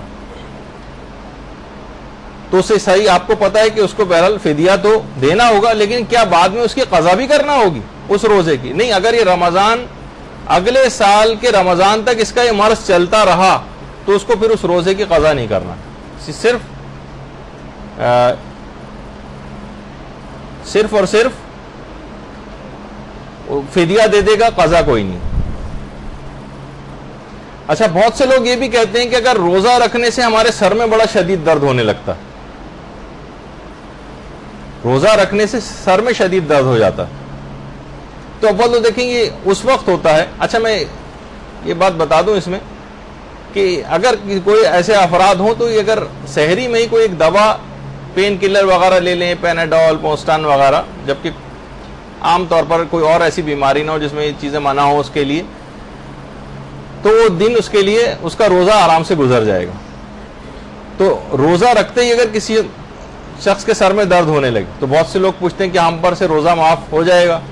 تو دیکھیے، اگر کوئی دوا کے ذریعے یا سونے کی وجہ سے یا کسی دبانے کی وجہ سے اگر ہم اپنے سر کو دبوا لیں یا دبا لیں اور یہ سر درد ہمارے لیے قابل تحمل ہو جائے تو روزہ رکھنا ویسے ہی واجب رہے گا. ہاں، اگر ناقابل تحمل ہو جائے تو پھر ظاہر بیمار کی کیٹیگری میں آ جائیں گے. پھر تو وہ تو آپ نے سنا ہے کہ بیمار کو بعد رمضان جو ہے اس کی قضا کرنی پڑے گی، اور اس کے بعد پھر جو ہے اگر وہ اگلے رمضان تک اس نے نہیں کیا تو پھر فدیے کا مسئلہ آئے گا. بہرحال ان طریقہ کار سے اگر وہ قابل تحمل ہو جاتا ہے، دبانے سے، سر میں مالش کرنے سے، یا مثلا سونے سے، یا دوا اگر ہم سحری میں کوئی پہلے سے لے لیں، کسی بھی طریقہ کار سے قابل تحمل ہو جاتا ہے تو پھر روزہ نہیں چھوڑ سکتے. ہاں، ناقابل برداشت ہو جائے تو پھر ظاہر ہے ایک الگ کیٹیگری ہو جائے گی جسے بیمار کی کیٹیگری کہا جاتا ہے. اچھا، اب ایک پچھلی دفعہ ایک بات بیان ہوئی تھی کہ وہ بوڑھے افراد جو رمضان کے بعد روزہ رکھنے پر قادر ہو جائیں، تو میں نے ایک عمومی سا ایک مسئلہ اس میں بیان کیا تھا کہ احتیاط واجب کے طور پر اکثر علماء یہ کہتے ہیں کہ جو بڑھاپے کی وجہ سے روزہ نہ رکھ سکے، اگر رمضان کے بعد اس میں اتنی طاقت پیدا ہو جائے کہ وہ روزہ رکھے، تو کچھ علماء یہ کہتے ہیں کہ احتیاط واجب کی بنا پر ان افراد کو، ان بوڑھے افراد کو ان روزوں کی قضا کرنا پڑے گی. ان بوڑھے افراد کو ان روزوں کی قضا کرنا پڑے گی اگر رمضان کے بعد اتنی طاقت پیدا ہو جاتی ہے کہ وہ روزہ رکھ سکیں، کیونکہ مشقت کے ساتھ یہ تو رمضان میں بھی رکھ پا رہے تھے. بعد میں انہوں نے ایسی دوائیں استعمال کی، ایک غذائیت ایسی استعمال کی، اس قابل محسوس کرنے لگے کہ ہاں اب تو میں بالکل ٹھیک ہوں. تو میں نے ایک پہلو یہ بتایا تھا. البتہ آقا سیستانی اور آقا خوئی یہ فرماتے ہیں کہ احتیاط مستحب ہے کہ ان روزوں کی قضا کریں. یعنی وہ چاہیں تو یہ روزے چھوڑ بھی سکتے ہیں، ثواب ملے گا کہ اگر رکھ لیں، لیکن واجب نہیں ہوگا ان دو مجتہدین کے فتوے میں۔ اچھا، ایک یہ بھی سوال پیدا ہوتا ہے کہ بہت سے بوڑھے جو ہیں وہ روزے دار ہونے کے باوجود مشقت اٹھا کر روزہ رکھ لیتے، تو ان کے اوپر تو بھائی جب مشقت تھی تو تمہارے لیے تو روزہ معاف تھا، لیکن پھر بھی انہوں نے مشقت اٹھا کے، شدید مشقت اٹھا کے روزہ رکھ لیا، روزہ انہوں نے مشقت کے باوجود رکھ لیا، تو کیا ان کا روزہ بہرحال صحیح شمار ہو جائے گا یا نہیں ہوگا؟ یا یہ کہ بھائی جب تم پر معاف تھا تو تم نے کیوں رکھا؟ جیسے سفر میں روزہ معاف ہے لیکن کوئی زبردستی رکھ لے تو گناہگار بھی ہو جاتا ہے، حرام ہے اس کے لیے، وہ روزہ کاؤنٹ بھی نہیں ہوگا اس کا۔ لیکن یہاں پر یہ مسئلہ ہے کہ وہ بوڑھے افراد جو مشقت اٹھانے کے باوجود روزہ رکھ رہے ہیں اور اسے پورا کر رہے ہیں، جبکہ سہولت تھی ان کو کہ روزہ چھوڑ سکتے تھے، اگر انہوں نے بہرحال رکھ لیا تو ان کا روزہ صحیح شمار ہو جائے گا، ان کا روزہ صحیح شمار ہو جائے گا، کوئی مسئلہ نہیں ہے، روزہ بالکل صحیح۔ اچھا، اب اس کے بعد ایک مسئلہ اور آتا ہے کہ بہت سارے افراد یہ کہتے ہیں کہ بھائی ہمیں تو پتہ ہی نہیں تھا کہ اس مسئلے کی خلاف ورزی سے ہمیں یہ نہیں پتا تھا کہ کفارہ بھی آتا ہے، یہ تو پتا تھا کہ روزہ توڑنے والا عمل ہے، لیکن کیا جاہل کفارہ کو کفارہ معاف ہوتا ہے؟ جس کو پتہ ہی نہ ہو کہ اس سے تو مجھ پہ کفارہ لازم آ گیا تھا، 60 روزے مجھے رکھنا پڑ رہے ہیں، تو اس کا جواب یہ کہ جاہل کفارہ کو کفارہ معاف نہیں ہوتا۔ یہ اس صورت میں ہوتا ہے کہ اگر کسی چیز کے مفطر ہونے کو ہی نہ جانتا ہو، البتہ اس میں بھی کچھ ایکسیپشنز ہیں، کچھ مستثنیات ہیں، کہ مثلا اس کو یہی نہ پتا ہو کہ اس چیز سے روزہ ٹوٹ جاتا ہے، وہاں پہ کچھ سہولت ہے، لیکن جاہل کفارہ کو معافی نہیں، کہ بھائی اس کو یہ پتا نہیں تھا کہ اس پہ کفارہ، اگر اس کو پتا ہوتا کہ اس پہ کفارہ لازم آتا ہے تو یہ توڑتا نہیں اس کو، نہیں، جاہل کفارہ کو معافی نہیں ہے۔ اگر کسی شخص کو یہ نہ پتا ہو کہ اس مسئلے میں کفارہ لازم آتا ہے یا نہیں، تب بھی کفارہ اس کے اوپر آ جائے گی، بس وہ کسی چیز کے اگر مفطر ہونے کو نہ جانتا ہو کہ چیز روزہ توڑنے والی ہے تو اس میں کچھ سہولت ملتی۔ اچھا، پھر ایک مسئلہ ہے کہ روزے کے ثواب کو بہت سارے اعمال، چیزیں ثواب کو کم کر دیتے، جنہیں مکروہات روزہ کہا جاتا ہے۔ اکثر آپ نے دیکھا ہوگا کہ رمضان میں بلڈ کیمپ وغیرہ بھی مختلف جگہوں پہ لگے ہوتے ہیں، تو رمضان میں ہر وہ کام کرنا کہ جس سے جسم میں کمزوری ہو، اگر کسی کو بہرحال کمزوری نہیں ہو رہی تو وہ دے سکتا ہے، لیکن عام طور پر اگر کسی کو اس سے کمزوری ہو رہی ہے تو ہر وہ عمل کرنا روزے میں مکروہ ہے جو روزے میں کمزوری پیدا کرے، اس میں خون دینا بھی شامل ہو سکتا، اس میں خوشبودار جڑی بوٹیاں جو ہربس وغیرہ ہوتی ہیں ان کو سونگھنے بھی مکروہ ہے۔ عورتوں کے لیے کچھ خصوصیت کے ساتھ کچھ مسائل ہیں کہ مثلاً باتھ ٹب میں پانی بھر کے اگر عورت اس کے اندر جا کر بیٹھے تو اس کے لیے مکروہ ہے، روزے کا ثواب کم ہو جائے گا۔ اگر کسی شخص کو بہت زیادہ گرمی لگ رہی ہے اور وہ اپنے لباس کو پانی سے تر کر رہا ہے ٹھنڈا کرنے کے لیے اپنے آپ کو، تو یہ عمل اس کا مکروہ ہے۔ اپنے پہنے ہوئے لباس کو تر کرنا، جو اس نے پہن رکھا ہے اس پہ وہ پانی ڈال کے تر کر رہا ہے ٹھنڈک پیدا کرنے کے لیے، یہ عمل مکروہ ہے اور اس کے روزے کے ثواب کو کم کرے گا۔ اسی طرح سے روزے میں مثلا کلیاں کرنا، منہ میں ٹھنڈک پہنچانے کے لیے کلیاں جو کی جاتی ہیں وہ عمل مکروہ ہے۔ اسی طرح سے روزے میں دانت نکلوانا یا ہر وہ کام کرنا جس سے روزے دار کے منہ سے خون نکلنے لگے، یہ عمل روزے کے ثواب کو کم کرتا ہے۔ یا آنکھ اور ناک میں اس طرح سے دوا ڈالنا کہ جس کا حلق تک ذائقہ پہنچ رہا ہو، یہ عمل مکروہ ہے۔ ہاں، اگر باقاعدہ، میں نے پچھلی دفعہ بھی بتایا تھا، ناک میں اس طرح سے ڈراپس جیسے عام طور پہ لیٹ کے ڈالے جاتے ہیں، جو ڈراپس کی شکل میں ہوتے ہیں وہ تو نہیں ڈالے جائیں، ہاں البتہ اسپرے کی شکل میں اس کی اجازت جو ہے وہ مل جاتی۔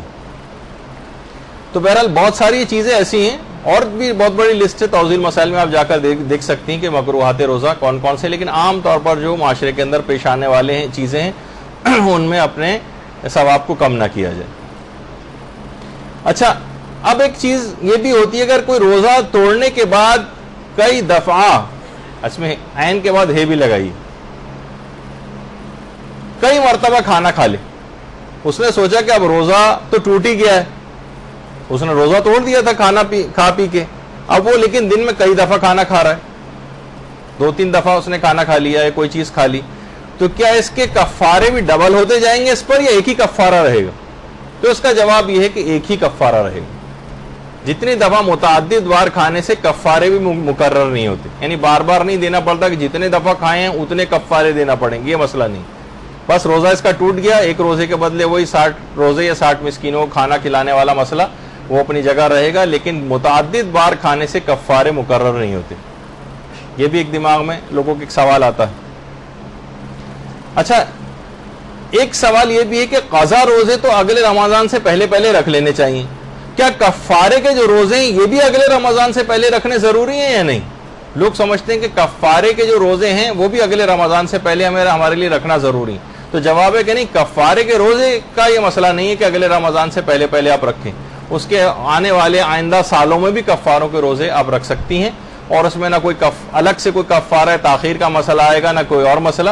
ہاں، رمضان کا ایک قضا روزہ وہ تو اگلے رمضان سے پہلے رکھ لینا ہے، ورنہ کفارہ تاخیر ہوتا ہے. لیکن جو ایک روزے کے بدلے 60 روزے رکھنے، یہ اگلے رمضان سے پہلے رکھنا لازمی نہیں. اس کو آئندہ آنے والے سالوں میں ٹالا جا سکتا ہے، البتہ اس میں سستی وغیرہ نہ کی جائے، ورنہ یہ پھر بڑھتے ہی چلے جاتے ہیں اور ہزاروں اور لاکھوں کی تعداد میں بعض اوقات بہت سے لوگوں کے پہنچ جاتے ہیں، اور پھر وہ دماغ میں تصور نہیں. جیسے پچھلی دفعہ بھی میں نے کہا تھا کہ پھر اتنی حیثیت نہیں ہو پاتی، نہ 60 روزے رکھ سکتے ہیں، نہ 60 مسکینوں کو کھانا کھلا سکتے ہیں. تو میں نے کہا، یہ بھی کہا تھا پچھلی دفعہ کہ جب اتنے آپ کمزور اور ضعیف ہیں تو اللہ میں سے ٹکر لینے کی پھر کیا ضرورت تھی. تو بہرحال وہ اپنی جگہ مسئلہ ہے. اچھا، اب ایک مسئلہ پچھلی دفعہ یہ بھی بیان ہوا تھا کہ کفاروں میں ہمیں 60 کھوپڑیاں تلاش کرنی پڑتی ہیں دینے کے لیے، یہ سمجھانے کے لیے تاکہ آپ کے دماغ میں نقش ہو جائے. یعنی 60 افراد تلاش کرنا پڑتے ہیں جن کو ہم رمضان کے کفارے دیں. میں نے کہا تھا کہ 15 افراد کو 4 دفعہ ہم 4 کفارے نہیں دے سکتے، کہ 15 کو 4 سے ملٹیپلائی کریں گے تو 60 ہو جائیں گے. 60 کا عدد ہونا چاہیے. اچھا، یہ تو ایک روزے کے بدلے 60 ہو گئے. کیا مثلا ایک روزے کا ہم نے تو کئی روزے قضا کیے تھے، اس طرح سے کئی روزے توڑے تھے مثلا اس طرح سے، تو ہر روزے کے بدلے ہمیں 60 کے لیے کیا اگلے 60 آدمی تلاش کرنے پڑیں گے، یا انہی جو ایک روزے کے 60 ہم نے تلاش کر لیے تھے افراد اگلے روزے کا کفارہ بھی انہی 60 کو دے سکتے ہیں؟ تو جواب ہے کہ جی ہاں، یہ آپ کو بس ایک ہی دفعہ 60 کا عدد تلاش کرنا ہے، ہر روزے کے بدلے الگ الگ 60 آدمیوں کو نہیں تلاش کرنا. اب اگلے روزے کا کفارہ پھر انہی 60 کو دے سکتے ہیں، تیسرے روزے کا کفارہ وہ بھی انہی 60 کو دے سکتے ہیں، چوتھے روزے کا کفارہ وہ بھی انہی 60 کو دے سکتے ہیں. ہاں، البتہ یہ عدد کم نہیں ہونا چاہیے، وہ تو اپنی جگہ پہ بات آ گئی تھی. اچھا، پھر اس کے بعد ایک مسئلہ ہے کہ باپ کے انتقال کے بعد بڑے بیٹے پر باپ کے نماز اور روزوں کی قضا کرنا ضروری ہوتا ہے. یہ ایک فقہی مسئلہ ہے جو اس سے پہلے بھی کئی دفعہ بیان ہو چکا ہے.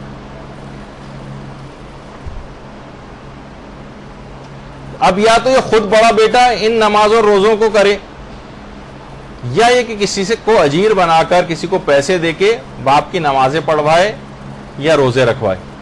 البتہ عقل سیستانی کے تحت بڑے بیٹے کو ایک سہولت اور بھی، یعنی اگر وہ خود سے باپ کے قضا روزے رکھنے کی ہمت نہیں، وہ کہہ رہا میرے اپنے اوپر ہی اتنے زیادہ قضا روزے میرے اپنے باقی ہیں کہ ابا مرحوم کے میں کہاں تک رکھوں. دیکھیے، اتنے بعض اوقات اتنے زیادہ روزے بھی ہو جاتے ہیں پوری زندگی. والد محترم نے کسی کے مثلا روزے نہیں رکھے، اب بڑا بیٹا تو پریشان ہو جائے گا. جیسے ہمارے استاد محترم بھی کہا کرتے تھے کہ اگر کوئی شخص پاگل ہے بڑا بیٹا تو اس پر تو باپ کے قضا روزے نہیں، ظاہر ہے کہ پاگل ہے، لیکن اگر وہ پاگل پنے سے صحیح ہو جاتا ہے تو اس پر صحیح ہونے کے بعد پھر باپ کے قضا روزے آ جائیں گے. لیکن جیسے ہی وہ سنے کہ ابا کے 60 سال کے نماز اور روزے کرنے وہ پھر پاگل ہو جائے دوبارہ سنتے ہی، تو پھر دوبارہ سے اس کے اوپر وہ چیزیں معاف ہو جاتی. تو ایک بہرحال مذاق کی بات تھی، لیکن واقعی پاگل تو آدمی ہو جاتا ہے.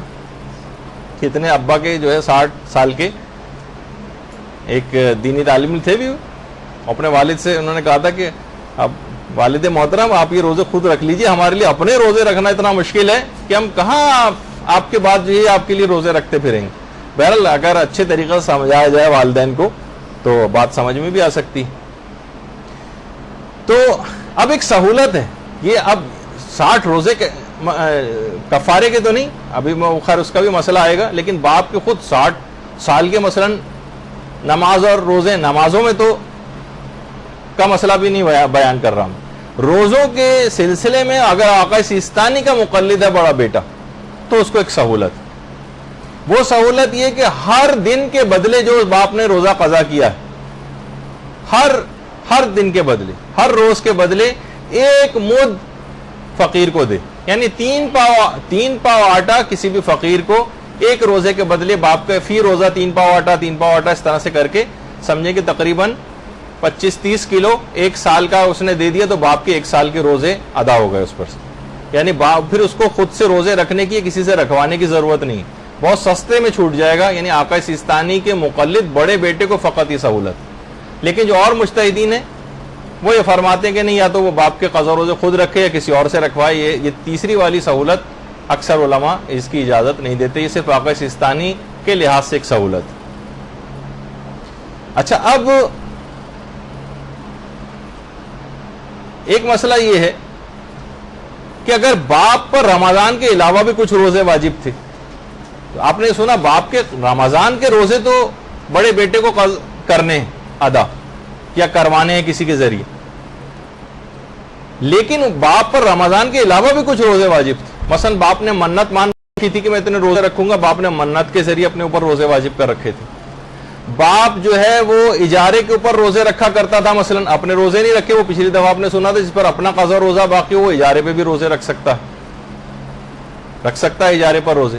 تو باپ نے کچھ اجارے پر روز پیسے لے لیے تھے اور استعمال کر لیے تھے, اب جو ہے وہ باپ کا انتقال ہو گیا, تو کیا بڑے بیٹے پر باپ کے کفاروں کے روزے ہیں, باپ نے کوئی نظر مانی تھی اس کے روزے ہیں, یا باپ نے اجیر بن کے کچھ پیسے لوگوں سے لے لیے تھے کہ میں روزے رکھوں گا اور باپ کا انتقال ہو گیا, تو بڑے بیٹے پر کیا ان روزوں کی ادائیگی بھی ضروری ہے؟ تو جواب ہے کہ جی نہیں, بڑے بیٹے پر صرف رمضان کے روزوں کی ادائیگی ضروری ہوتی, صرف رمضان کی.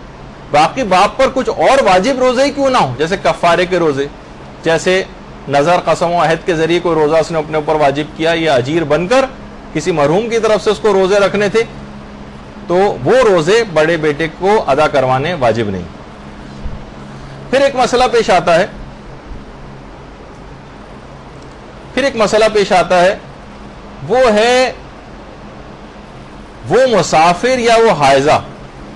ظاہر ہے مسافر پر بھی روزہ معاف ہے, حائضہ پہ سے بھی روزہ معاف ہے, تو ان کے کھانے پینے کے حوالے سے یہ کھا پی تو سکتے ہیں, بالکل اجازت, البتہ ان کے لیے پیٹ بھر کر کھانا کھانا مکروہ.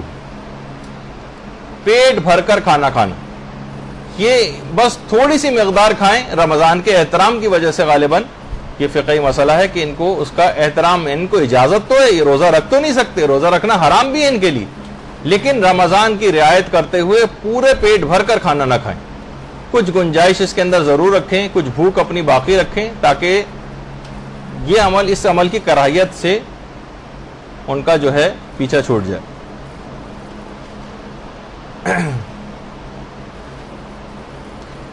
اچھا, اب ایک مسئلہ حاملہ اور مرضیہ. اچھا, یہ مرضی یہاں پہ اسپیلنگ مسٹیک ہو گئی ہے, رضاعت والی جو دودھ پلانے والی عورت ہے یا جو حاملہ ہے. رمضان کے آپ نے وہ تو سنا کہ وہ روزہ اگر نہیں رکھے گی, اس پر سے روزہ نہیں ہے کچھ مسائل کے تحت, تو وہ فدیہ نکالے گی. کیا رمضان کے بعد اس روزے کی قضا بھی کرے گی؟ جواب ہے کہ جی ہاں, یہ دونوں عورتیں رمضان کے بعد اس روزے کی قضا بھی کریں گی. فدیہ تو یہ ہر روزے کے بدلے نکال سکتی ہیں, البتہ بعد رمضان جو اس لحاظ سے انہوں نے دودھ پلانے کی وجہ سے یا حمل کی وجہ سے جو روزے چھوڑے تھے, ان کی قضا بھی کریں گے. یہ ایک مسئلہ ہوا. اچھا, ایک مسئلہ اس میں یہ بھی ہوتا ہے کہ مستحب روزے کے لیے اولاد کو والدین کی اجازت کی تو ضرورت نہیں, سوائے اس کے کہ ان کے مستحب روزہ رکھنے سے والدین کو اذیت پہنچ رہی ہے. اگر اذیت پہنچ رہی ہے تو پھر تو ان کو روزہ توڑ دینا چاہیے, ان کو روزہ توڑ دینا چاہیے. اچھا, ایک مسئلہ یہ ہے, اب ایک ایک لائن کے بھی مسئلے اس کے اندر ہیں, کہ عورت جو ہے اپنے مخصوص ایام کے عالم میں چل رہی تھی, لیکن کسی رمضان کے دن وہ درمیان میں ہی کسی جگہ پہ وہ پاک ہو جاتی, تو ظاہر ہے کہ وہ دن تو اس کا روزے کے لحاظ سے نکل گیا، لیکن اس کے لیے مستحب ہے کہ وہ دن جب وہ پاک ہو گئی ہے، اب ان اوقات میں وہ ان تمام کاموں سے پرہیز کرے جو کہ روزے میں جن کو کرنے کی ممانعت ہوتی، اس کو زیادہ ثواب ملے گا۔ مستحب ہے اس کے لیے کہ اگرچہ ظاہر ہے کہ وہ کھا پی رہی تھی اس سے پہلے، لیکن جیسے ہی وہ پاک ہو گئی اس کو پھر تقریباً روزے جیسی حالت میں اپنے آپ کو لے آئے، اس کے لیے ثواب میں واجب نہیں ہے، اس کے لیے کھا پی بھی سکتی ہے اور سب امور انجام دے سکتی ہے پاک ہونے کے بعد، لیکن بہرحال یہ کہ رمضان کے احترام کی وجہ سے بھی کہ مستحب ہے اس کے لیے کہ اپنے آپ کو ان تمام چیزوں سے بچائے کہ جو کہ روزے کے برخلاف جاتی ہیں، روزے میں جن کو امور کو انجام دینے کی اجازت نہیں ہے، ان تمام چیزوں سے اپنے آپ کو بچائے۔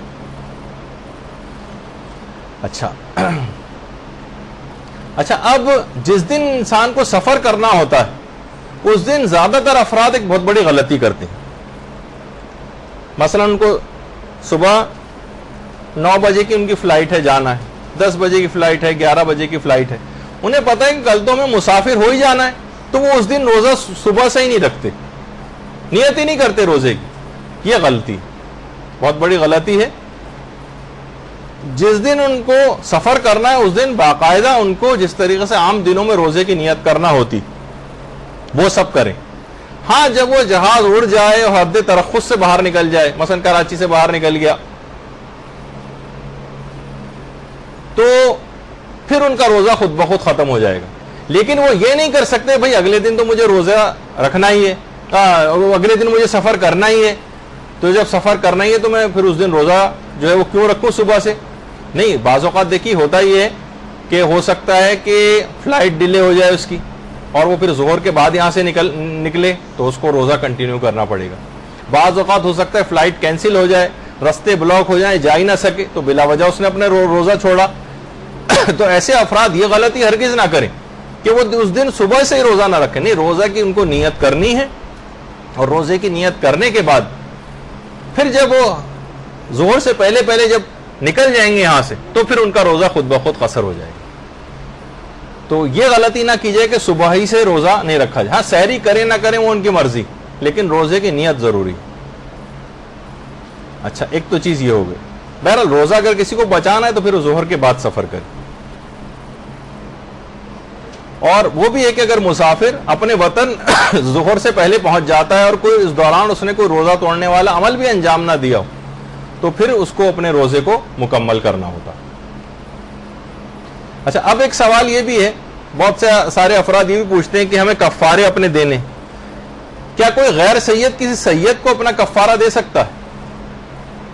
عام طور پہ یہ ہوتا ہے کہ جیسے غیر سید کو فطرہ نہیں دے سکتا، وہ فطرے کے احکام بالکل آخری کلاس میں آئیں گے، فطرے کے احکام آئیں گے، چاند کے احکام آئیں گے، روزہ عید کے کچھ باتیں بیان ہوں گی، وہ سب سے آخری لیکچر میں ہوں گی کیونکہ وہ بالکل اس سے قریب ہوگا ہمارے عید سے۔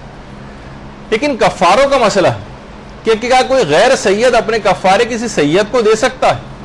جواب ہے کہ سارے مراجع اس بات کے قائل ہیں کہ جی ہاں، غیر سید اپنے روزوں کے کفارے یہ کسی سید کو دے سکتا ہے، مگر صرف بہتر ہے کہ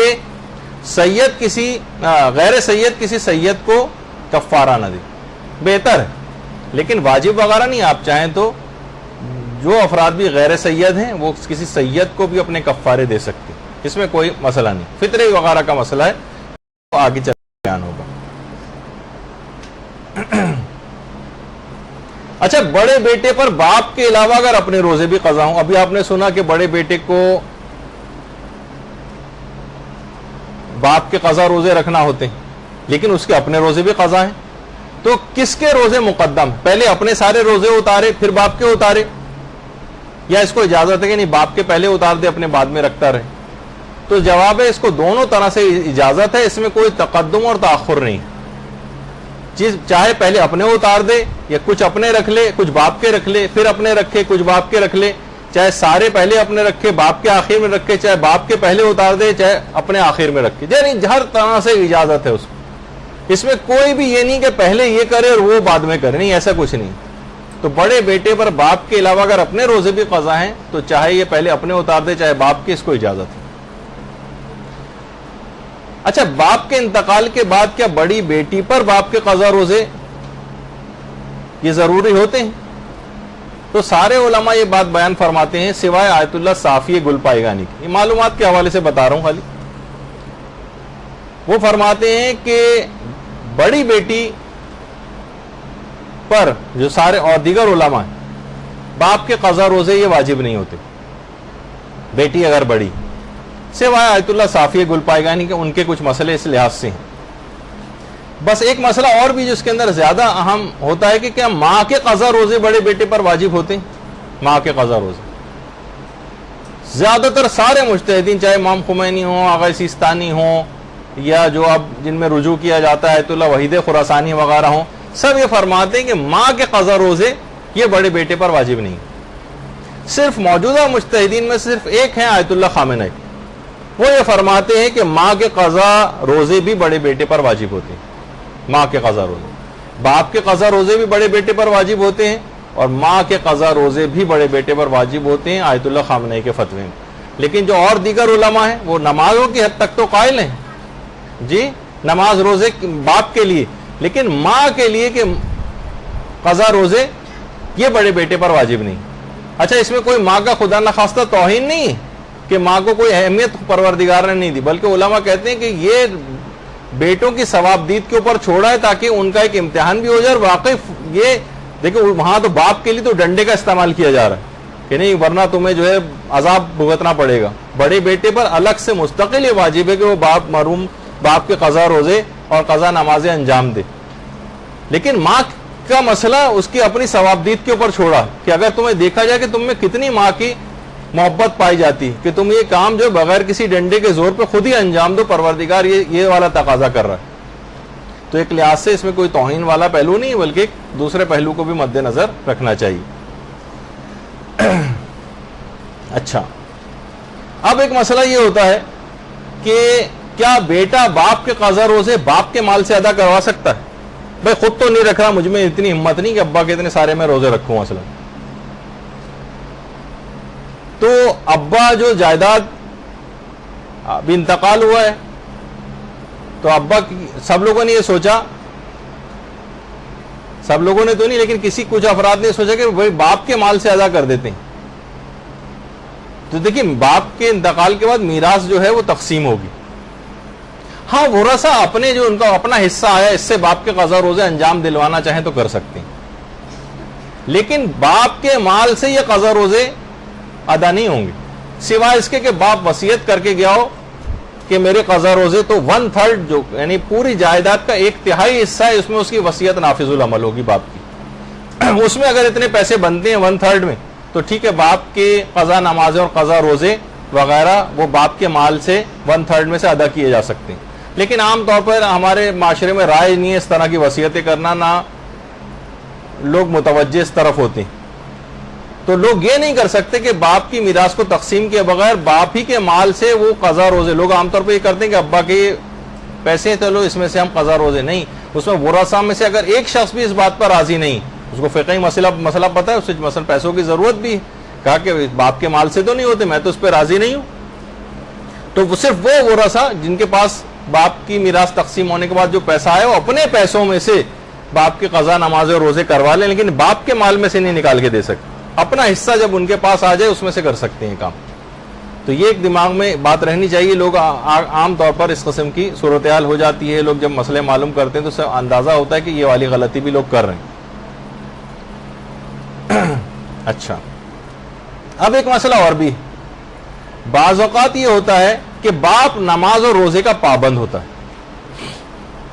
باپ نماز اور روزے کا پابند، اب یہ پتہ نہیں چلتا کہ یہ باپ کے کچھ قضا روزے تھے بھی یا نہیں، تو کیا کوئی ایک تعداد کو معین کر کے بچہ جو بڑا بیٹا ہے وہ کوئی خود ہی فرض کرے کہ ابا کے غالباً 30-40 روزے تو قضا ہو گئے ہوں گے، اس کو کچھ یاد نہیں آ رہا لیکن باپ عام طور پہ نماز و روزہ انجام دیتا تھا، تو اس کا جواب یہ ہے کہ نہیں، بڑے بیٹے پر کچھ بھی واجب نہیں۔ اگر شک ہو کہ باپ نے کوئی نماز روزہ قضا اس کے باقی بھی ہیں یا نہیں تو اس پر کچھ واجب نہیں، اور انشاءاللہ باپ کی بھی اگر ایسا پابند تھا اور کچھ روزے اگر ہوں گے بھی بعد یعنی کبھی قیامت میں جا کے پتہ چلا تو انشاءاللہ وہ معاف ہو جائیں گے. لیکن اگر کوئی شک ہے کسی کو کہ مرحوم باپ کے کچھ نماز اور روزے قضا تھے بھی یا نہیں تھے, تو بڑے بیٹے پر کوئی چیز واجب نہیں ہے اور کوئی ذمہ داری اس کی نہیں.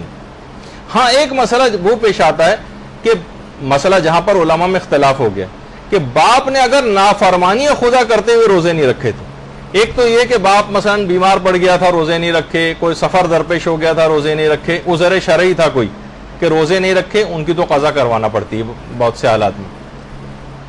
لیکن باپ نے نافرمانی خدا کرتے ہوئے روزے نہیں رکھے, تو اب کیا یہ والے یعنی باپ بالکل لاپرواہ تھا, ساری زندگی ایسی گزار کر چلا گیا, تو کیا یہ بھی بڑے بیٹے کی ذمہ داری ہے؟ تو آقا سیستانی, امام خمینی اور آیت اللہ خامنہ یہ بات بیان فرماتے ہیں, تینوں آقا سیستانی, امام خمینی اور رہبر معظم, یہ تینوں یہ بات بیان فرماتے ہیں کہ باپ نے جو نافرمانیاں خدا کرتے ہوئے روزے چھوڑے, ان کی قضا بڑے بیٹے پر واجب نہیں ہے واجب. ٹھیک ہے, وہ اس کے باوجود بھی رکھوانا چاہے اپنے باپ سے, ظاہر ہے اس کو ہمدردی ہے. ابھی ہم بہت سارے اخلاقیات والے پہلو ڈسکس نہیں کر رہے, لیکن واقعی اس وقت باپ کو بہت زیادہ ضرورت ہوگی. لڑکا صرف یہ سوچتے ہوئے کہ بھائی مجھ پر تو واجب نہیں ہے, جبکہ باپ جو ہے وہاں پر کتنے عذابوں کا شکار ہو رہا ہوگا, اس کو ان کا بھی خیال, باپ کا خیال کرنا چاہیے بہرحال. لیکن بہرحال واجب اس کے اوپر کوئی نہیں. صرف آقا خود تھے جو یہ بات فرماتے تھے کہ احتیاط واجب کے طور پر بڑے بیٹے پر ان روزوں کی نماز اور روزوں کی قضا بھی ضروری ہے کہ جو باپ نے نافرمانی خدا کرتے ہوئے لاپرواہی میں چھوڑے تھے. آقا کوئی وہ بھی احتیاط واجب لگائی تھی, اگر رجوع وجوع والا مسئلہ ہو تو اس کے تحت بھی کوئی حل نکالا جا سکتا ہے کہ ان کے اوپر بھی وہ روزے نہ ہو, کیونکہ روزوں کے اصل میں اتنی پوری باپ ایسی زندگی گزار کر چلا گیا, نافرمانی کرتے ہوئے روزے نہیں رکھے, 50 60 70 سال کے روزے باپ کس طرح سے سر پر موجود, تو اولاد بھی گھبرا جاتی ہے اور کوئی اسکیپ, کوئی اپنی ذمہ داری کے لحاظ سے بچنے کا ایک وہ بھی تو بہرحال وہ فقہی مسئلہ آپ کے سامنے آ گیا کہ اکثر مراجع تو اس کو نہیں, اس بات کو نہیں مانتے کہ نافرمانی خدا کرتے ہوئے روزے چھوڑیں تو ان کی قضا کرنی واجب نہیں. ہاں ویسے کروا دیں تو اچھی بات. اچھا اب کسی کو, ہاں تو یہ تو ابھی آ گیا کہ کیا بڑا بیٹا ان کی قضا بھی کرے گا, تو آیت اللہ خوف سے فرماتے تھے کہ قضا کرے گا, لیکن اور مراجع کہتے ہیں کہ نہیں, ان کی قضا نہیں. اچھا بہت سارے افراد ایسے ہیں کہ وہ کبھی انہوں نے روزے رکھے, بعض اوقات یاد نہیں آ رہا کہ کچھ روزے ہم سے شاید چھوٹ گئے تھے, کچھ روزے ہم پر, ویسے تو اب تو اطمینان محسوس ہو رہا ہے کہ نہیں کوئی قضا روزہ ہے تو نہیں ہم پر, لیکن ہو سکتا ہے کوئی روزہ اس طرح سے چھوٹ گیا ہو. بہت ابتدائی جب ہم بلوغ میں جب بالغ ہوئے تھے اس زمانے کو کوئی روزہ ہم سے لاپرواہی کی وجہ سے چھوٹ گیا ہو, تو کیا معافی الذمہ کی نیت سے قضا روزے رکھے جاتے ہیں کہ جو بھی ہم پر روزہ باقی ہو وہ اتر جائے؟ تو جواب ہے کہ جی ہاں, معافی الذمہ کی نیت سے بھی قضا روزے رکھے جا سکتے ہیں.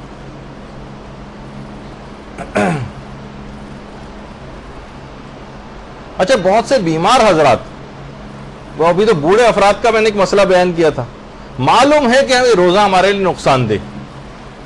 جیسے دیکھیے حج کے سلسلے میں بہت سارے بوڑھے افراد جو یہاں سے بہت بوڑھے افراد حج پہ جاتے ہیں, ان کی حالت زار کو دیکھ کے پتہ چل رہا ہوتا ہے سب سے زیادہ بوڑھے افراد پاکستان کے ہوتے ہیں جن کا حج پہ جاتے ہیں انتقال ہو جاتے ہیں. کئی 100 افراد, بلکہ اکثر روڈوں پہ اور کناروں پہ ہم نے مرے ہوئے افراد پڑے ہوئے دیکھے, بوڑھے افراد, کیونکہ مکہ بہت اونچا نیچا ہے اور چڑھائی پہ چڑھ رہے ہوتے ہیں, بعض اوقات تو ہارٹ اٹیک وغیرہ ان کو ہوتا ہے, وہیں گر جاتے ہیں, مر جاتے ہیں. حکومت سعودی عرب نے باقاعدہ احتجاج تک کیا کہ اتنے بوڑھے افراد کو حج پہ نہ بھیجا جائے, ان کے لیے بھی پریشانی ہو جاتی. اور بہرحال یہ کہ پھر ان کی میت کو لانا اور ایک عجیب پریشانی کا شکار, تو ان کے لیے حرام ہوتا ہے حج پہ جانا, حرام.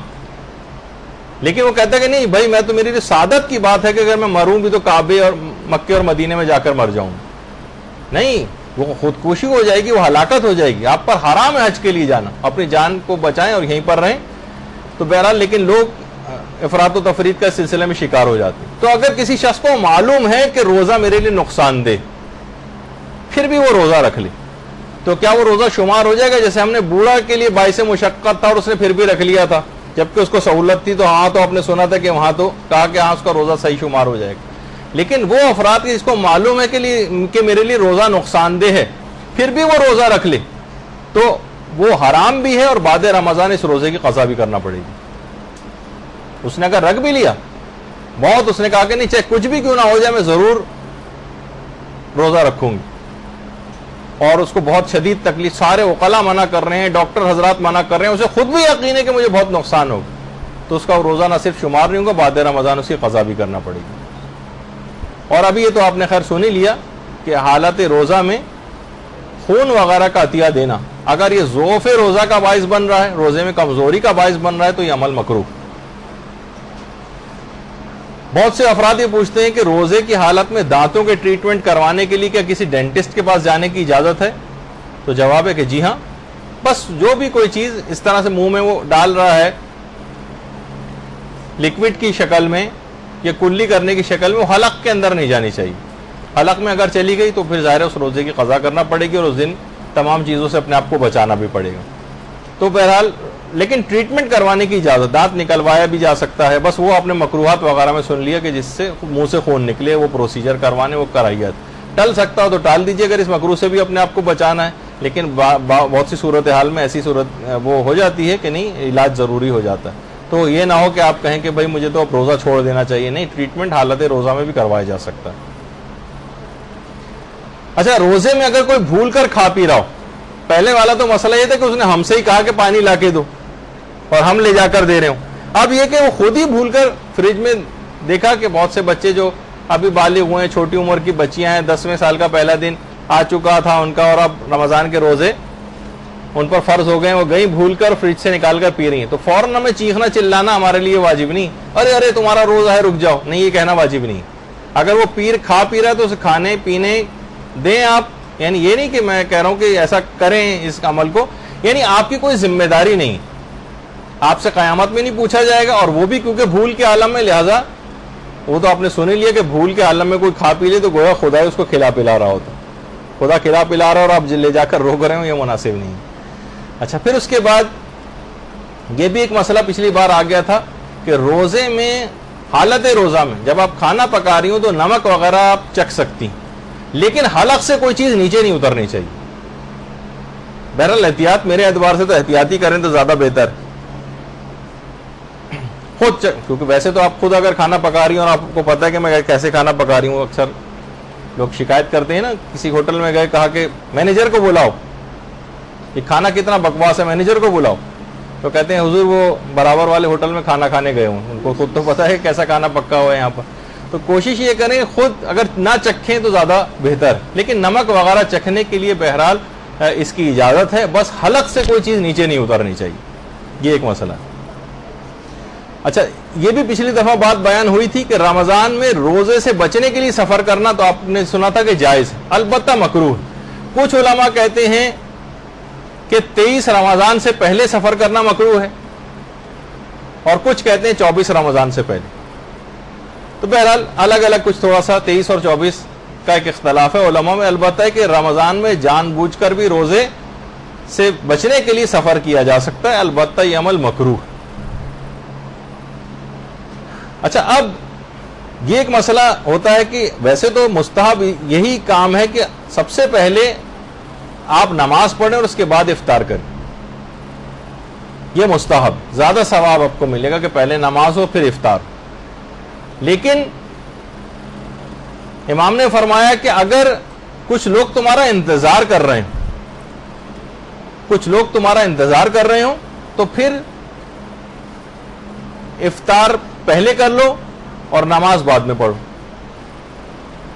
تو بہرحال یہ ایک دماغ میں چیز رہے کہ اگر عام طور پہ ہوتا ہے یہ کچھ لوگ اگر کوئی انتظار کوئی نہیں کر رہا، سب اپنا لگے ہوئے ہیں، تو پھر تو آپ جو ہے پہلے نماز ہی پڑھیں پھر افطار کریں. لیکن کچھ لوگ آپ کی وجہ سے افطار پہ انتظار کر رہے ہیں آپ کا، تو پھر آپ پہلے افطار کر لیں، اس کے بعد جا کر نماز پڑھیں. جی ہاں، مغرب عشاء دونوں.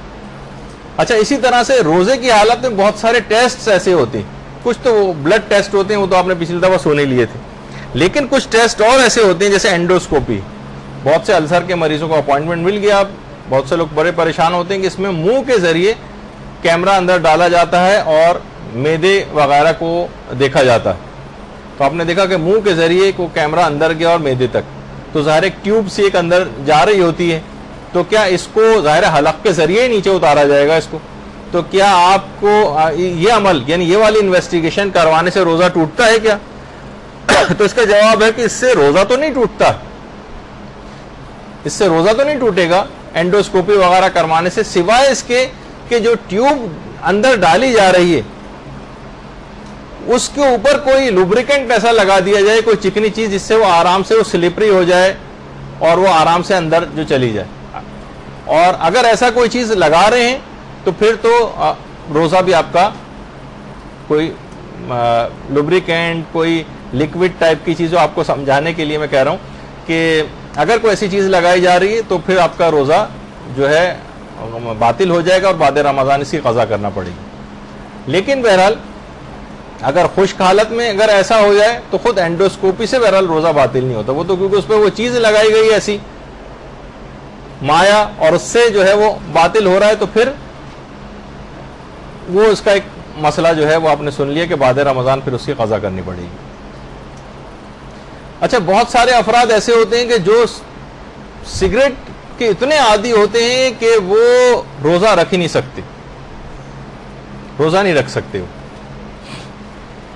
اچھا، وہ کہتے ہیں بھائی ہم کیا کریں، 50-60 سگریٹ، بلکہ صبح میں ایک تیلی جلاتے ہیں خالی سگریٹ سلگانے کے لیے، اور اس کے بعد پھر چین اسموکر ہوتے ہیں، پھر بس سونے سے پہلے ہی بس وہ منقطع ہوتا ہے وہ سلسلہ، ورنہ پھر سگریٹ سے سگریٹ جلاتے ہیں.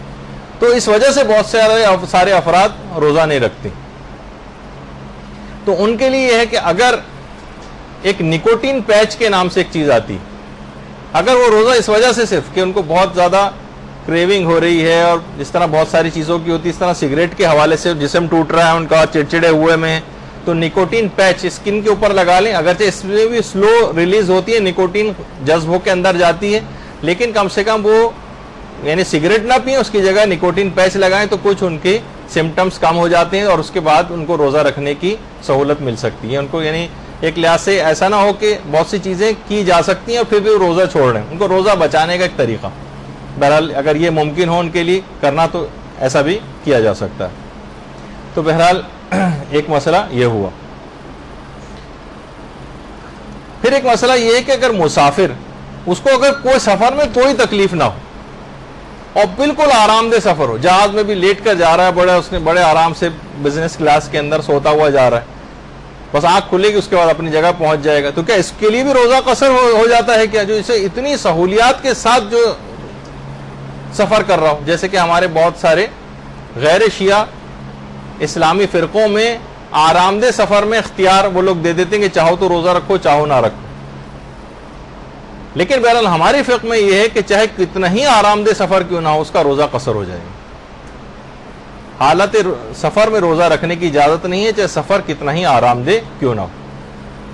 پھر ایک مسئلہ، اگر کوئی کافر مسلمان ہو جائے تو کیا اس کے پچھلے نماز اور روزے، ان کے پچھلے نماز اور روزوں کا کیا ہوگا؟ تو کافر کے تمام پچھلے نماز اور روزے سب معاف ہو جاتے ہیں. البتہ صرف یہ عبادات والی چیزیں وہ معاف ہوتی ہیں، لیکن کافر نے قرضے لے رکھے ہیں، قرضے معاف نہیں ہوں گے. کافر کے اوپر جتنے مالی واجبات ہیں، مثلا حج واجب ہو گیا تھا لیکن کفر کی وجہ سے حج کرتا بھی تو غلط ہو جاتا، لیکن مستطیع ہو گیا تھا تو اس پر حج واجب رہے گا، چاہے اب اس کے پاس پیسے نہیں بھی رہے ہوں، لیکن حج اس کے اوپر ہو گیا تھا واجب، ابھی بہرحال اس کو جانا پڑے گا. خمس جو اس نے نہیں دیا ہے، خمس اس کو دینا ہے ان تمام اموال پر. تو عام طور پہ یہ ہوتا ہے کہ بھئی کافر مسلمانوں کے ہر طرح کی اس کو چھوٹ مل گئی، نہیں، صرف نماز روزے کے اعتبار سے اس کو چھوٹ ملی ہے، اور قرضے یا حج یا خمس یا مالی واجبات کے اعتبار سے چھوٹ نہیں. کوئی غیر شیعہ اگر شیعہ ہو جائے تو پچھلی نماز روزوں کا کیا ہوگا؟ وہ تمام پچھلی نمازیں جو اس نے اپنی پچھلی فقہ کے مطابق، غیر شیعہ فقہ کے مطابق صحیح انجام دی تھی، ان کو صحیح سمجھا جائے گا. اور جو اپنی فقہ کے تحت ہی اس نے غلط انجام دی تھی، جس زمانے میں غیر شیعہ فقہ کو فالو کرتا تھا، وہ روزے نہیں رکھ رہا تھا، نمازیں نہیں پڑھ رہا تھا، یا ان کے مسائل کے تحت بھی باطل ہو رہی تھی اس کی نماز اور اس کا روزہ، تو پھر ان نماز اور روزوں کی بس اس کو قضا کرنا پڑے گی. لیکن وہ نمازیں اور روزے جو اس نے اپنی فقہ کے تحت صحیح انجام دیے تھے، ان کی قضا کرنی ضروری نہیں. اچھا، اگر کوئی شخص مجبوری میں روزہ توڑ دے تو کیا کفارہ بھی اس کو ادا کرنا ہوتا ہے؟ جواب ہے کفارہ نہیں ادا کرنا ہوتا، صرف قضا کرنا ہوتی. جلدی اب آگے بڑھتے ہیں. روزے کے کفارے کا تعمیر مسجد میں دیے جا سکتے ہیں. اکثر افراد پیچھے چھڑانے کے لیے مسجد کے چندے باکس کے اندر مثلا ڈال دیتے ہیں روزوں کے کفارے. تو یہ بات یاد رکھ لیں، یہ مستحقین کا حق ہے. یہ مسجد کی تعمیر یا کسی مدرسے کی تعمیر یا کسی اور جگہ یہ نہیں دیے جا سکتے. ایک مسئلہ اور یہ ہے کہ اگر نماز عشاء کوئی پڑھنا بھول جائے تو روزے کے لحاظ سے ایک مستحب حکم ہے. وہ یہ کہ اگر کوئی شخص کسی وجہ سے نماز عشاء پڑھنی کسی دن بھول جائے تو اس کے لیے ایک مستحب حکم یہ ہے کہ وہ اگلے دن روزہ رکھے، اگلے دن روزہ رکھے اگر ثواب اس کو لینا ہے. پھر ایک مسئلہ یہ بھی ہے کہ بہت سے لوگ نیتوں میں گڑبڑ کرتے ہیں. 11ویں روزے کی نیت کر لی جبکہ مثلا 12واں روزہ تھا، 13ویں روزے کی نیت کر لی مثلا 14واں روزہ تھا.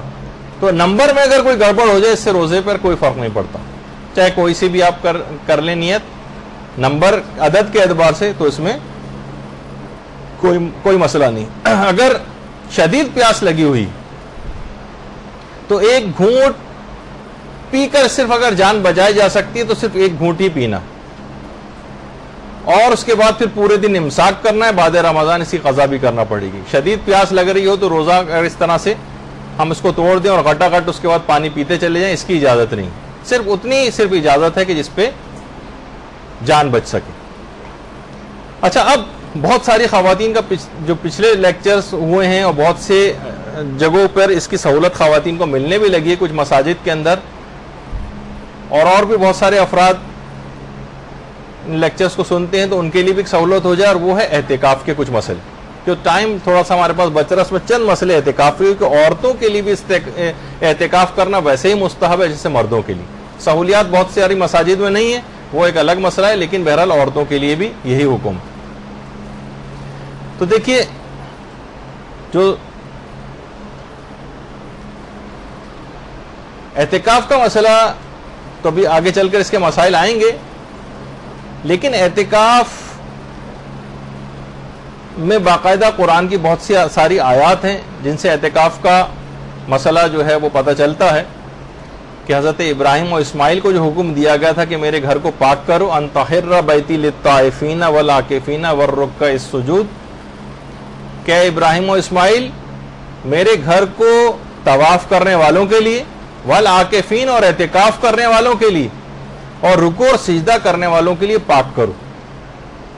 تو یہاں پر جب بھی علماء نے اس آیت سے استنباط کرتے ایک مسئلہ بھی نکالا ہے، اور دلائل بھی ہیں خیر اس کے، کہ مکے میں سب سے زیادہ ثواب طواف کا ہے، جو قرآن میں پروردگار نے طواف کرنے والوں کو مقدم کیا. والعاکفین نمبر 2 جو ثواب ہے مکے میں وہ اعتکاف کرنے والوں کے لیے، اور اس کے بعد پھر نمازوں کا ثواب. جب بھی کہا جاتا ہے کہ مسجد نبوی میں نمازوں کا ثواب زیادہ ہے، اور خانہ کعبہ اور مکے میں جو ہے وہ تمام عبادتوں سے زیادہ طواف کرنے کا ثواب ہے. تو بہرحال مکے میں اعتکاف کا ثواب بہت زیادہ ہے. ہمارے برادران اہل سنت تو کہ اکثر علماء تو اس کو واجب سمجھتے ہیں اور فرماتے ہیں کہ ہر محلے کی کوئی مسجد ایسی نہیں ہونی چاہیے، ہر محلے کی ذمہ داری ہے کوئی مسجد ایسی نہیں ہونی چاہیے جو اعتکاف سے خالی ہو، ورنہ پورا محلہ گناہگار ہو جائے گا ان کے نزدیک. اور زاد المعاد میں علامہ مجلسی نے جو ہمارے ہاں سند معتبر کے ساتھ جو روایت ثابت ہے کہ پیغمبر اسلام رمضان کے آخری 10 دن، درود بھیجیے محمد علیہ وسلم صلی اللہ علیہ وسلم،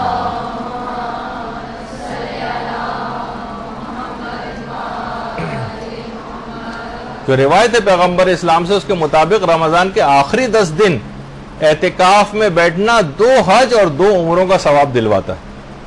اور یہ معتبر سند کے ساتھ اس کو تمام علماء نے مانا. اور یہ بھی کہا جاتا ہے کہ صحن مسجد میں، مسجد نبوی کا جو صحن تھا اس میں پیغمبر اسلام کے لیے اونٹنی کے بالوں سے بنا ہوا ایک خیمہ، اونٹنی کے بالوں سے بنا ہوا ایک خیمہ لگایا جاتا تھا، اور پیغمبر وہاں اس میں رہ کر اعتکاف کرتے تھے. کوئی مسئلہ ہو رہا ہے آپ لوگوں کے ساتھ؟ بات چیت کی آواز آ رہی ہے کافی، ذرا توجہ کے ساتھ سن لیجئے کہ پیغمبر اسلام ہر سال اعتکاف کرتے تھے. صرف 2 ہجری کا سن ایک ایسا سن تھا جس میں پیغمبر نے اعتکاف نہیں کیا، کہ جب جنگ بدر کے لیے پیغمبر کو میدان جہاد جانا پڑ گیا. اور پھر اگلا سال جب آیا 3 ہجری کا رمضان، تو پیغمبر نے 2 اعتکاف کیے. اس میں ایک پچھلے سال کی قضا کی نیت کیا، اور دوسرا جو اسی سال رواں کا ہی جو اعتکاف تھا پیغمبر نے وہ کیا. لیکن اس کا فلسفہ بھی ہے کہ ہر انسان کو, آپ نے دیکھا ہے کہ انسان مشینیں جو ہیں ان کو بھی اوور ہالنگ کی ضرورت پیش آتی. اگر انسان بس گاڑی خریدے اور چلاتا رہے, نہ تیل چیک کرے, نہ پانی چیک کرے, نہ اس کی کوئی سروس کرائے, نہ ٹیوننگ کرائے, تو بہت سی چیز میں 100-200 روپے اگر چیزوں کے اندر لگاتا جائے وہ, تو بہت بڑے خرچے سے بھی انسان اپنے آپ کو بچا لیتا ہے. لیکن جب پورا انجن بیٹھ جاتا ہے بعض اوقات پھر وہ اس کو افسوس ہوتا ہے کہ میں نے اس کی خیال کیوں نہیں رکھا. تو جس طریقے سے انسان جو سالانہ میڈیکل چیک اپ ہوتا ہے اس میں بھی اپنا, تاکہ کوئی بیماری ابتدائی میں پتہ چل جائے اور اس کا علاج ہو سکے.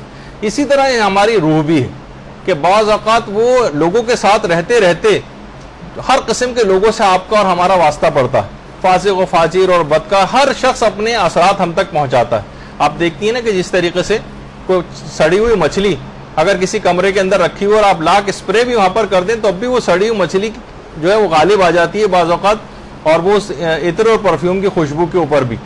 تو تمام برے افراد بھی اپنے اثرات ہم تک پہنچا رہے ہوتے ہیں. تو ہماری روح کی اوور ہالنگ اور ٹیوننگ کے لیے ضروری ہے کہ ہمیں عام لوگوں سے کاٹا جائے, اور اس کے بعد ہم خاص مسجد کے اندر جو ہے اعتکاف کو قرار دیا گیا تاکہ سالانہ طور پر اگر انسان اعتکاف کرے, ویسے صرف رمضان سے مخصوص نہیں, عام دنوں میں بھی اعتکاف ہو سکتا ہے. تو بہرحال اس لحاظ سے ایک اپنی روح کی بالیدگی کے لیے ضروری ہوتا. پھر ایک سوال اس میں یہ ہوتا ہے کہ اعتکاف کن دنوں میں کرنا صحیح ہوتا. تو یہ بات یاد رکھ لیجیے کہ ہر اس دن اعتکاف کرنا صحیح ہے کہ جس میں روزہ رکھنا صحیح. مثلا مسافر اگر روزہ نہیں رکھ سکتا تو اعتکاف بھی نہیں کر سکتا, حائضہ اگر روزہ نہیں رکھ سکتی تو اعتکاف بھی نہیں کر سکتی. ہر اس دن جس دن روزہ رکھنا صحیح ہو اس میں ان دنوں میں اعتکاف کرنا صحیح. کم سے کم اعتکاف کتنے دنوں کا ہوتا ہے؟ ہماری فقہ میں کم سے کم اعتکاف 3 دنوں کا ہوتا ہے. البتہ برادران اہل سنت میں ایک دن کا اعتکاف بھی ثواب رکھتا ہے, لیکن ہمارے ایک دن کا اعتکاف, ایک دن کا نہیں 3 روز ہی کا, کم سے کم 3 دن کا جو ہے وہ اعتکاف ہونا چاہیے. اور زیادہ سے زیادہ پھر 6 دن کا بھی ہو سکتا ہے, اور 9 دن کا بھی ہو سکتا ہے, اور 12 دن کا بھی ہو سکتا ہے, اس کی اجازت ہے. اچھا, اعتکاف میں کچھ چیزیں جو ہیں حرام بھی, وہ بھی دماغ میں رہے. اعتکاف میں ایک تو خرید و فروخت کرنی حرام ہوتی. مثلا کوئی دوا خریدنا ہے, کوئی کھانا پینا خریدنا ہے, پان, چھالیا, سگریٹ, چائے, ہم نے پیسے دی کہ جاؤ, وکیل بنا کر نہیں, بعض اوقات خود خریدنے کا یہ مسئلہ ہوتا ہے. تو بہت سے لوگ وہاں چیزیں بیچنے بھی آ جاتے ہیں مساجد میں, اس میں معتکفین جو ہوتے ہیں بہت سی چیزیں خریدتے ہیں. خرید و فروخت سے بھی اعتکاف باطل ہو جاتا ہے. تو سوائے اس کے کوئی مجبوری ہو جائے, کھانا کوئی, اول تو یہ خیالی مسئلے ہو جائیں گے, ورنہ کھانے وغیرہ کا تمام مساجد کے اندر انتظام ہو جاتا ہے. مجبوری ہو تو خرید و فروخت ہو سکتی ہے, مجبوری ہو تو نہیں ہو سکتی. مثلا کوئی کاروباری افراد مسجد میں بیٹھے ہیں, اعتکاف میں 3 دن تک بیٹھے ہیں, آپس میں باتیں کر رہے ہیں, ہر طرح کی باتیں کر سکتے ہیں. اب انہوں نے کہا کہ ٹھیک ہے میں نے اپنا کرائے پہ مکان آپ کو دیا, آپس میں طے ہو گیا, یہ غلط ہے. کوئی کاروباری ایگریمنٹ انہوں نے بیٹھے بیٹھے وہاں پر کر لیا. خرید و فروخت اور اس طرح کے تمام کاروباری ایگریمنٹس کی اعتکاف میں جائز نہیں ہوتی. اچھا, اسی طرح سے خوشبو جو ہے وہ حرام ہوتی ہے اعتکاف میں, بلکہ اس سے اعتکاف باطل بھی ہو جاتا ہے. اور جدال کرنا, اپنے کوئی بحث و تخمیز بہت ہونے لگتی ہے اکثر اعتکاف میں, بحث و مباحثہ ہو رہا ہے, لوگ ظاہر ایک ساتھ اتنے سارے مذہبی افراد جمع ہیں, تو چاہے کسی مذہبی بات پہ کوئی فخر و مباحثہ کیوں نہ کرنا شروع کر دے, یعنی اس طرح سے جدال کرے جس میں اپنی بڑائی اور اپنا فخر کا اظہار کرے اس کے اندر, تو اس سے بھی اعتکاف غلط ہو جاتا ہے. تو بہت سارے اعتکاف کے جو مسئلے ہیں وہ حج کے مسئلوں سے بہت ملتے جلتے ہیں. کہا جاتا ہے کہ اگر اعتکاف کو انلارج کیا جائے تو حج بن جاتا ہے, اور حج کو مائکرو کر دیا جائے تو وہ اعتکاف بن جاتا ہے. وہ اتنے مسائل کے اندر مماثلت ہے آپس میں. تو ہر افراد, ایسے تمام افراد کو کہ جو اعتکاف کر رہے ہیں, اس میں خاص طور پر ایک مسئلہ خواتین کے لحاظ سے ہوتا ہے کہ اعتکاف کے لیے شادی شدہ خواتین کو اپنے شوہروں کی اجازت لینا ہے یا نہیں لینا ہے. تو امام خمینی اور آقا سیستانی کے فتوے میں اگر شوہر کا کوئی حق ضائع نہیں ہو رہا ہے, مثلا شوہر ملک سے باہر گیا ہوا ہے, شوہر مثلا جیل میں ہے, شوہر کوئی اور ایسی پریشانی ہے کہ جس سے شوہر کا کوئی حق ضائع نہیں ہوتا ہے, تو پھر اس کو اجازت لینے کی ضرورت نہیں. البتہ صرف آقا خود یہ فرماتے تھے کہ احتیاط واجب ہے کہ بیویاں اعتکاف کے لیے اپنے شوہروں سے اجازت لیں. یہ ایک اپنی جگہ پر ایک مسئلہ آتا ہے. پھر ابھی آپ نے سنا کہ اعتکاف کم سے کم 3 دن کا ہونا چاہیے. تو یہاں دن سے کیا مراد؟ دیکھیں دن ہمارے یہاں دن جو کہا جاتا ہے تو 72 گھنٹے کا 24 گھنٹے کا ایک دن ہوتا ہے، اس کا مطلب ہے کہ 72 گھنٹے. تو ہمارے یہاں کیونکہ دن اردو میں صرف دن ہی کہا جاتا ہے، لیکن عربی میں دو الگ الفاظ ہیں. ایک تو ہے یوم، اس کو تو 24 گھنٹے کا دن جو کہا جاتا ہے یہ یوم ہوتا ہے، اور ایک ہوتا ہے نہار. یہ جو ڈے لائٹ والا جس میں سورج نکلا ہوتا ہے اس کو کہتے ہیں نہار. تو اعتکاف جو ہے وہ 3 نہاروں کا نام ہے.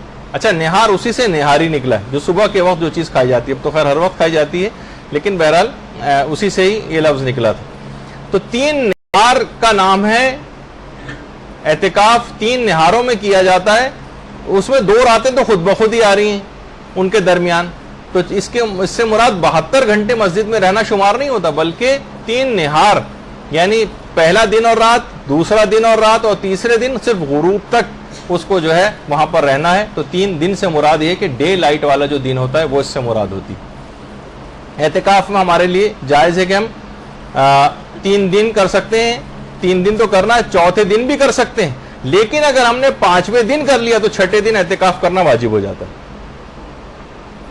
6ٹھے دن. تو بہرحال یہ ایک دماغ میں رہے. اس کے کچھ اور مسئلے بھی ہیں لیکن آج اتنا وقت کیونکہ نہیں. اچھا اعتکاف جیسے میں نے کہا کہ 5 روز اگر آپ نے کر لیا تو 6ٹھے دن واجب ہو جائے گا، لیکن اعتکاف 3 دن کے بعد چوتھے دن کیا تو ہم اعتکاف توڑ کے گھر آ سکتے ہیں. لیکن اگر 5واں دن ہم نے مکمل کر لیا تو اب 6ٹھے دن واجب ہو جائے گا کہ لازمی اعتکاف میں بیٹھے، واجب ہو جائے گا. اچھا اعتکاف کہاں کہاں پر صحیح؟ تو یہ بات یاد رکھ لیجئے کہ زیادہ تر علماء کا نظریہ یہ ہے کہ اعتکاف ان 4 مساجد ہی میں صحیح ہے کہ جہاں پر پیغمبر اسلام یا امام کے ہاتھ میں جب ظاہری حکومت آئی تھی تو جہاں پر انہوں نے نماز جماعت قائم کی تھی وہیں پر اعتکاف صحیح. اور وہ 4 ایسی جگہیں، 4 ایسی مسجدیں ہیں کہ جہاں پر پیغمبر اور امام کے ہاتھ میں حکومت آئی اور انہوں نے نماز جماعت قائم کروائی، انہی جگہوں پہ اعتکاف صحیح.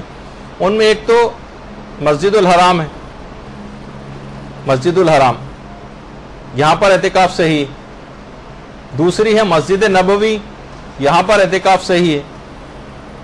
تیسری مسجد کوفہ، یہاں اعتکاف صحیح ہے. اور چوتھی ہے مسجد بصرہ، یہاں پر بھی اعتکاف صحیح. امام خمینی فرماتے تھے احتیاط واجب ہے کہ ان 4 مساجد کے علاوہ کسی اور مسجد میں اعتکاف صحیح نہیں، چاہے وہ جامع مسجد ہی کیوں نہ ہو. امام خمینی کا نظریہ. امام خمینی کی تقلید میں جو سوائے اس کے کہ وہ رجا کی نیت سے جامع مسجد میں اعتکاف کر سکتے ہیں، لیکن یہی صرف 4 مسجدیں، خانہ کعبہ، مسجد الحرام، مسجد نبوی، مسجد کوفہ اور مسجد بصرہ، ان کے علاوہ امام خمینی کے فتوے میں کسی جگہ اعتکاف صحیح نہیں. صرف رجا کی نیت سے اعتکاف کر سکتا ہے امید ثواب میں، ورنہ ثواب مستحب والی نیت بھی نہیں کر سکتا. تو باقی بھی جو علماء ہیں وہ کہتے ہیں کہ یہ تو بیسٹ جگہ ہیں یہ اعتکاف کے لیے، لیکن جامع مسجد میں بھی اعتکاف صحیح، جامع مسجد میں.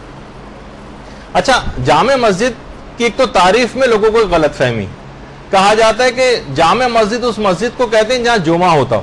یہ تعریف غلط. ہر جہاں وہ مسجد کے جہاں پر جمعہ ہوتا ہے وہ تو جامع مسجد ہوتی ہی ہے، لیکن جامع مسجد کی تعریف یہ ہے کہ وہ مسجد کے جہاں پر مختلف علاقوں سے، مختلف محلوں سے، دور دراز سے بھی لوگ آ کر نمازیں پڑھتے ہیں، وہ جامع مسجد. کیونکہ اگر آپ کہیں کہ جہاں پر جمعہ ہوتا ہے فقط وہیں پر ہی اعتکاف ہو سکتا ہے تو یہ بات یوں غلط ہو جائے گی کہ بہت سی کراچی کی مسجدیں ایسی ہیں کہ جہاں پر بعض حالات میں جمعے سے بھی زیادہ رش ہو جاتا ہے، جہاں پر جمعہ ہوتا ہے ان سے بھی زیادہ، لیکن وہاں جمعہ ہوتا نہیں. جیسے محفل شاہ خراسان، محفل شاہ خراسان میں جمعہ نہیں ہوتا، لیکن اتنے دور دراز آفیسز میں کام کرنے والے، ادھر ادھر گزرنے والے افراد جو ہیں دور دراز سے آ کر وہاں نمازیں پڑھتے ہیں، لہٰذا وہاں پر اعتکاف کرنا صحیح. رضویہ کی مسجد، وہاں پر بھی اعتکاف کرنا صحیح ہو سکتا ہے کیونکہ دور دراز سے گزرنے والے بھی لوگ وہاں پہ آ کے نماز پڑھتے ہیں. باب العلم کی مسجد چاہے جمعہ نہیں ہوتا لیکن وہاں پر بھی اعتکاف صحیح. ہاں گلی محلوں کے اندر، بازار کے اندر جو چھوٹی چھوٹی مسجدیں بنی ہوتی ہیں جہاں صرف دکاندار آ کے نماز پڑھ رہے ہیں، گلی محلے میں صرف محلے والے آ کر نماز پڑھ رہے ہیں، وہاں پر اعتکاف کرنا صحیح نہیں. تو بہرحال یہ ایک چیز ایسی ہے کہ یہ بات بیان کرنی ضروری ہے کہ اس میں بہت سی غلط فہمیاں پیدا ہو جاتی ہیں.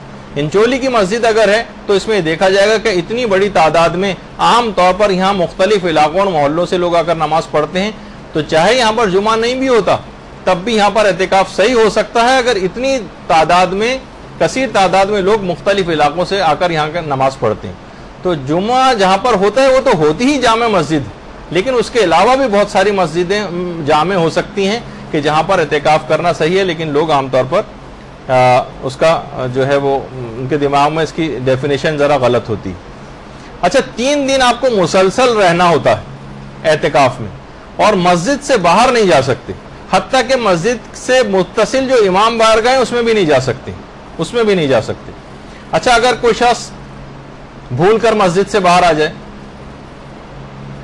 بھول کر، تو آقا سیستانی اور آقا خوئی کے فتوے میں اس کا اعتکاف باطل ہو جاتا ہے. بھول کر بھی اگر باہر آیا مسجد سے، اعتکاف باطل ہو گیا. امام خمینی فرماتے تھے کہ اگر زیادہ مدت تک باہر اگر یہ رہا تو اعتکاف باطل ہوتا ہے، لیکن تھوڑی سی بس گیا اور پھر فوراً یاد آ گیا اور واپس آ گیا تو اعتکاف صحیح.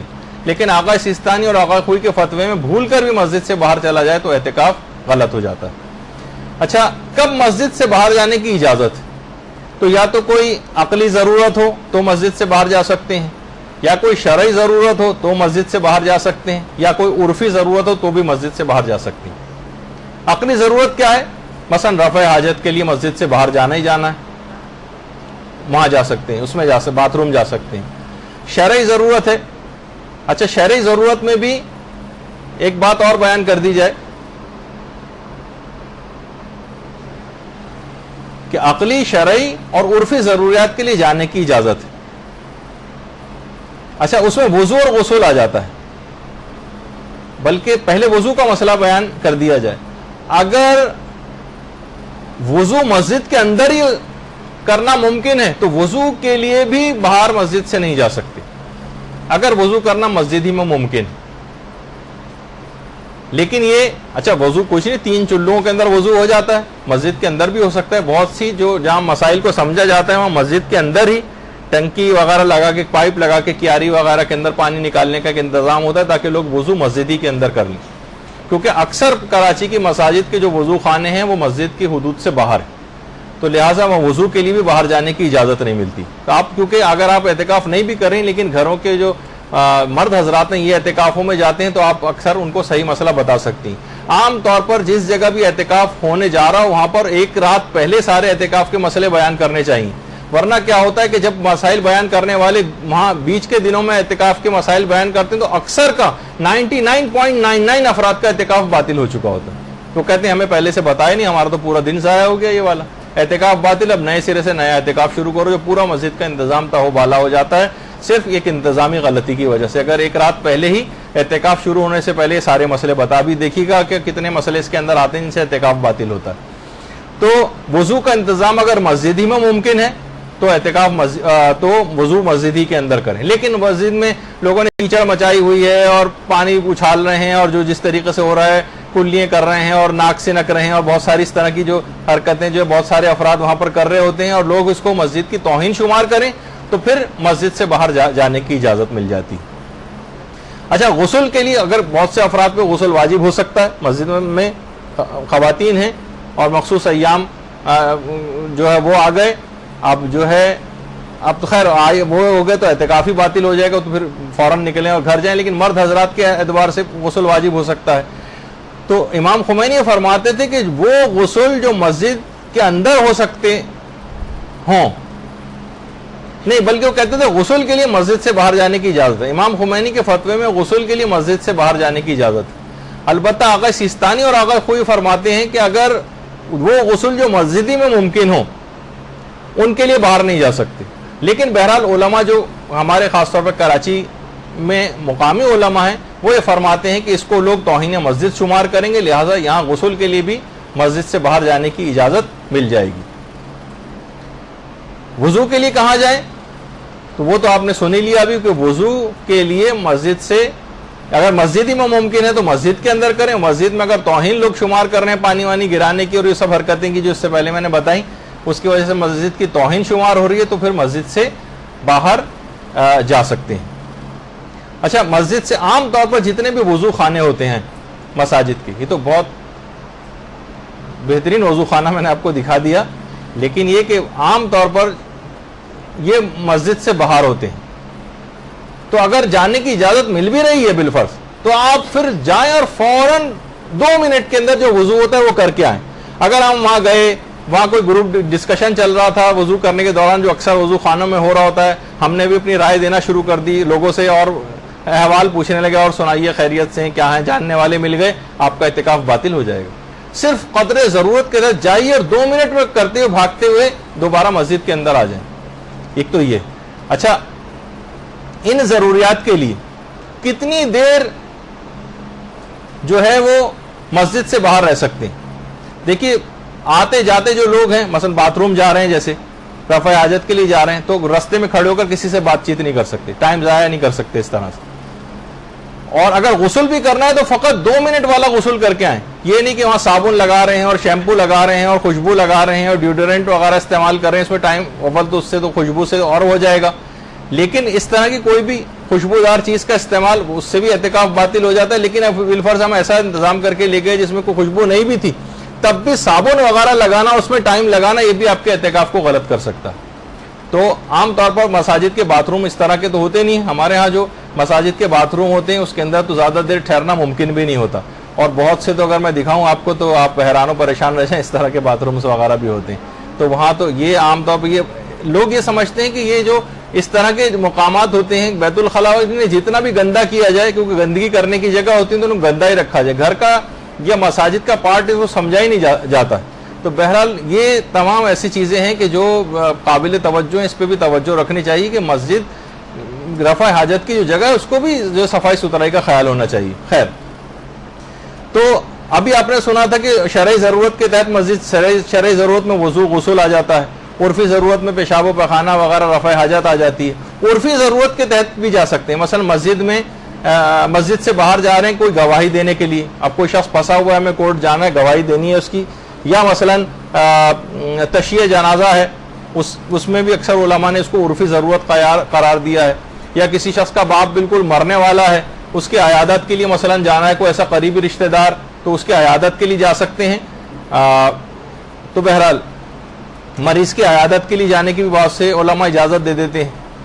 تو کسی نہ کسی, اگر آپ ضرورت سے جا رہی ہیں, کوئی شخص کسی ضرورت سے نکل بھی رہا ہے مسجد سے باہر, تو اس کو اس بات کی رعایت کرنی چاہیے کہ مقدار ضرورت سے زیادہ ٹائم ویسٹ نہ کرے, جائے اور فوراً بھاگتا ہوا قریب ترین راہ کا انتخاب کرے, کوئی بڑے روٹ سے نہ جائے. بہت سے علماء کہتے ہیں ممکن ہو تو زیر سایہ بھی نہ, مثلا درختوں کے سائے میں کنارے کنارے چلتا ہوا نہیں, دھوپ میں کنارے سائے سے ہٹ کر جائے. جیسے میں نے کہا نا کہ حج کے مسئلوں سے بہت زیادہ احرام کے مسئلوں سے ملتے جلتے مسئلے ہیں اس کے. اچھا, اور آقا کو یہ فرماتے تھے کہ نماز جماعت کے لیے بھی بہرحال مسجد سے باہر جانے کی اجازت ہے. کسی اور جگہ نہ, جیسے نماز جماعت بہت زیادہ رش ہو گیا ہے, مسجد سے باہر صفوں میں جگہ مل رہی, تو وہاں بھی نماز جماعت کے لیے جا سکتا ہے. ہاں البتہ بہت سارے افراد کے لیے وہ مسئلہ ہوتا ہے جس کو دماغ میں رکھنا چاہیے, سوائے آیت اللہ خامنئی کے جو اس کی اجازت دیتے ہیں. مثلا ہم اٹھے صبح کو, ہمیں ٹوتھ برش کرنے کی عادت ہے اور اچھی عادت ہے, تو کیا ہم ٹوتھ برش کرنے کے لیے جو ہے اور منہ ہاتھ دھونے کے لیے کیا باتھ روم جا سکتے ہیں؟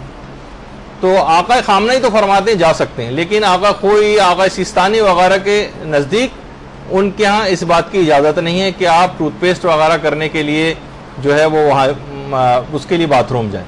ٹھیک ہے, ویسی کلی وغیرہ آپ کر لیں, کسی برتن میں کر لیں, پھر اس کو پھینکوا دیں پانی کو, لیکن اس کے لیے ٹوتھ پیسٹ وغیرہ کرنے کے لیے مسجد سے باہر جانے کی اجازت نہیں ملتی. عرفی لحاظ سے بہت سی چیزوں کی جیسے اجازت ہوتی ہے, جیسے باپ انتقال ہونے والا ہے, وہ وصیت کرنا چاہتا ہے, تو بیٹا اعتکاف چھوڑ کے باپ کی وصیت سننے کے لیے جا سکتا ہے. اچھا, آپ ایک بس جلدی مسئلوں کو بیان کریں, وہ بہت کم ٹائم رہ گیا ہے. مسجد سے باہر نکلنے کا تو مسئلہ بھی آپ نے سن لیا. مسجد کی حدود کیا ہوتی ہیں, تو یہ بات دماغ میں رہے کہ مسجد کا جو ہال ہے, مسجد کی جو چھت ہے اور مسجد کا جو تہخانہ ہے, یہ مسجد کے حکم میں ہوتا ہے. یعنی مسجد کے ہال میں بھی جا سکتے ہیں, مسجد کی چھت پہ بھی جا سکتے ہیں, مسجد کے تہخانے میں بھی جا سکتے ہیں. مسجد اور خواتین بھی اعتکاف کرتی ہیں, مسجد کے ہال میں جانے کی اجازت ہے. اچھا, مسجد کی چھت پہ جانے کی اجازت ہے. اچھا, اسی طریقے سے جو تہخانے بعض مساجد کے ہوتے ہیں اس میں بھی جانے کی اجازت ہے, ان کو تو مسجد ہی سمجھا جاتا ہے. لیکن جو کیا مسجد کی محراب مسجد کے حکم میں ہوتی ہے یا نہیں؟ بہت سے علماء کہتے ہیں کہ مسجد کی جو محرابیں, مسجد کی محراب یہ اسلامی آرکیٹیکچر کا ویسے حصہ نہیں تھی، بعد میں شامل ہو گئیں. جو اس زمانے میں ظالم بادشاہ ہوتے تھے انہوں نے مسجد میں ایک دروازہ بنایا ہوتا تھا جن کو اپنے اوپر حملوں کا خوف ہوتا تھا. مجھ پر حملہ ہو تو میں یہاں سے نکل کے بھاگ جاؤں. لیکن بہرحال بعد میں پھر آہستہ آہستہ یہ اسلامی آرکیٹیکچر کا حصہ ہی بن گیا. تو بہرحال مسجد کی محراب بھی اب مسجد کے ہی حکم میں ہے اور اس میں کوئی مسئلہ نہیں. اچھا، ہر وہ تو ابھی آپ نے سنا کہ مسجد کی ہال، مسجد کا چھت، مسجد کا تہخانہ وہ تو مسجد کے حکم میں، لیکن مسجد کا صحن، مسجد کا مینار یا مسجد کا وضو خانہ کیا یہ مسجد کے حکم میں ہے یا نہیں؟ یہ آپ کو جنہوں نے مسجد کو وقف کیا ہے مسجد بنانے کے لیے ان سے پوچھنا پڑے گا. حالت شک میں مسجد کے صحن میں نہیں جا سکتے، لیکن عام طور پر صحن کے متعلق مسجد کے ساتھ ہی جو ایک جہاں ہوتی ہے اس کے ساتھ ہی ایک صحن سا بنا دیا جاتا ہے. زیادہ تر علماء کہتے ہیں اس میں اطمینان ہوتا ہے کہ مسجد کے حکم میں. لیکن مسجد کا مینار ہے، مسجد کا وضو خانہ، جب تک شک ہو کہ یہ مسجد کے اندر شامل ہے یا نہیں تب تک وہاں پر جانے کی اجازت نہیں. اور شک کی حالت میں کسی بھی مشکوک جگہ پر جانے کی آپ کو اجازت نہیں ہوتی مسجد سے باہر نکلنے کی. شک ہو کہ پتہ نہیں جگہ مسجد کے حکم میں ہے یا نہیں، آپ وہاں چلے گئے نہیں، اس سے اعتکاف پہ فرق پڑ جائے گا. اچھا، اسی طریقے سے مسجد کے سامنے کا ایک میدان ہوتا ہے. جیسے آپ انچولی کی مسجد میں جائیں، سامنے ایک پارک بنا ہوا ہے، میدان بنا ہوا ہے، راہداری بنی، اس میں لوگ چلتے ہوئے جا رہے ہوتے ہیں ایک دروازے سے دوسرے دروازے. وہ جگہ مسجد کے حکم، مسجد کی باؤنڈری وال کے اندر تو شامل ہے وہ، لیکن مسجد کے حکم میں نہیں ہوتی. مسجد اسے کہتے ہیں جسے واقف نے، وقف کرنے والے نے مسجد کی نیت سے وقف کیا ہو. اور وہ تو جس جگہ پہ لوگ چپلیں وغیرہ اتارتے ہیں پھر عام طور پر اندر جاتے ہیں، وہ جگہ مسجد کہلاتی. لیکن لوگ جہاں پر چپلوں سمیت چل پھر رہے ہیں اس کے معنی یہی ہوتے ہیں کہ اس جگہ کو یہ مسجد کے حکم میں نہیں اور وہاں جانے کی پھر کسی کو اجازت نہیں ملتی. پھر ایک سوال یہ ہے کہ کیا عورتیں گھر میں اعتکاف کر سکتی ہیں؟ بہت سی خواتین کہتی ہیں بھائی اعتکاف کا ہم اتنا زیادہ ثواب سنتے ہیں تو کیا ہمیں اس بات کی اجازت ہے کہ ہم گھر میں بیٹھتے ہوئے اعتکاف کر لیں؟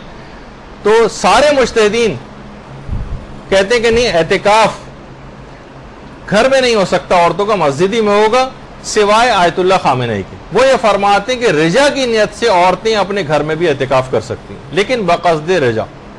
ثواب مستحب بھی نہیں کہتے، وہ کہتے ہیں امید ثواب میں چلیں، کچھ نہ کچھ ثواب آپ کو مل سکتا ہے، امید ثواب میں گھر میں بھی اعتکاف کیا جا سکتا ہے.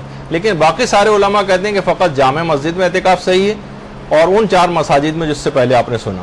اور کچھ علماء اس کے بھی قائل ہیں کہ جس طریقے سے آپ نے روزے میں سنا تھا، جیسے یہ میں فقط آیت اللہ خوئی کا مسئلہ بیان کر رہا ہوں، باقی کا میں اس کو دیکھ نہیں سکا کہ اعتکاف میں نیت کے خلل سے بھی اعتکاف باطل ہو جاتا ہے. جیسے آپ نے روزے میں سنا تھا کہ اعتکاف کہ روزے میں اگر کوئی نیت کسی کی خراب ہو جائے کہ میں روزے کو باقی رکھوں یا نہیں رکھوں، توڑوں یا نہ توڑوں، تو اس سے بھی روزہ باطل ہو جاتا ہے. وہ کہتے ہیں اعتکاف میں نیت کے خلل سے بھی اعتکاف باطل ہو جاتا ہے. آیت اللہ خوئی کا مسئلہ تھا، باقی علماء کے میں فتاوی سلسلے میں دیکھ نہیں سکا. اب آپ بہرحال اگر اس لحاظ سے دیکھیں تو اعتکاف کے متعلق کہا جاتا ہے کہ یہ ایک ایسی راہ آسمانی ہے جس سے انسان بلند بلند مقامات کو جو ہے وہ طے کر سکتا ہے. اعتکاف کی بڑی اہمیت مختلف ایران وغیرہ کے اندر اور ہمارے ہاں بھی اب کافی ہونے لگی ہے انقلاب کے بعد، ورنہ یہاں پر مساجد میں اعتکاف ہوتا بھی نہیں تھا. اعتکاف میں کتنی انسان عبادتیں انجام دیتا ہے، کتنی دعائیں جو ہے وہ کر رہا ہوتا ہے. بہترین عبادت ہے اعتکاف. مساجد کے اندر اس کی رعایت کرتے ہوئے، احترام کی مساجد کے اندر اس میں علم حاصل کیا جاتا ہے، علماء آ کر درس وغیرہ دیتے ہیں. خواتین تک کے بہت بڑی تعداد میں اعتکاف ہوتے ہیں. یہاں پر ہمارے برادران اہل سنت میں ہمارے ہاں خواتین اتنی زیادہ ان کے لیے سہولیات نہیں ہیں، لیکن ایران میں خواتین الگ سے بھی باقاعدہ جو ہے وہ اعتکاف کرتی ہیں. اس کے اندر اپنی روحانیت کو بلند کرتی ہیں تسبیحات و اذکار اور دعاؤں کے ذریعے. تو بہرحال یہ تمام چیزیں ایسی ہیں کہ اگر کبھی موقع ملے تو اس نعمت کو بھی حاصل کرنے کی کوشش کریں. تو بہت ساری باتیں اور سوالات بھی آپ لوگوں کے آگے کا آج گفتگو یہاں پر ہم روک رہے ہیں. انشاءاللہ اب چوتھی نشست جو اس کے بعد ہوگی شب قدر کی گفتگو کے بعد، اس میں ہم باقی ماندہ رمضان کے احکام اور بیان کریں گے. وصلی اللہ علی محمد وآلہ الطیبین الطاہرین.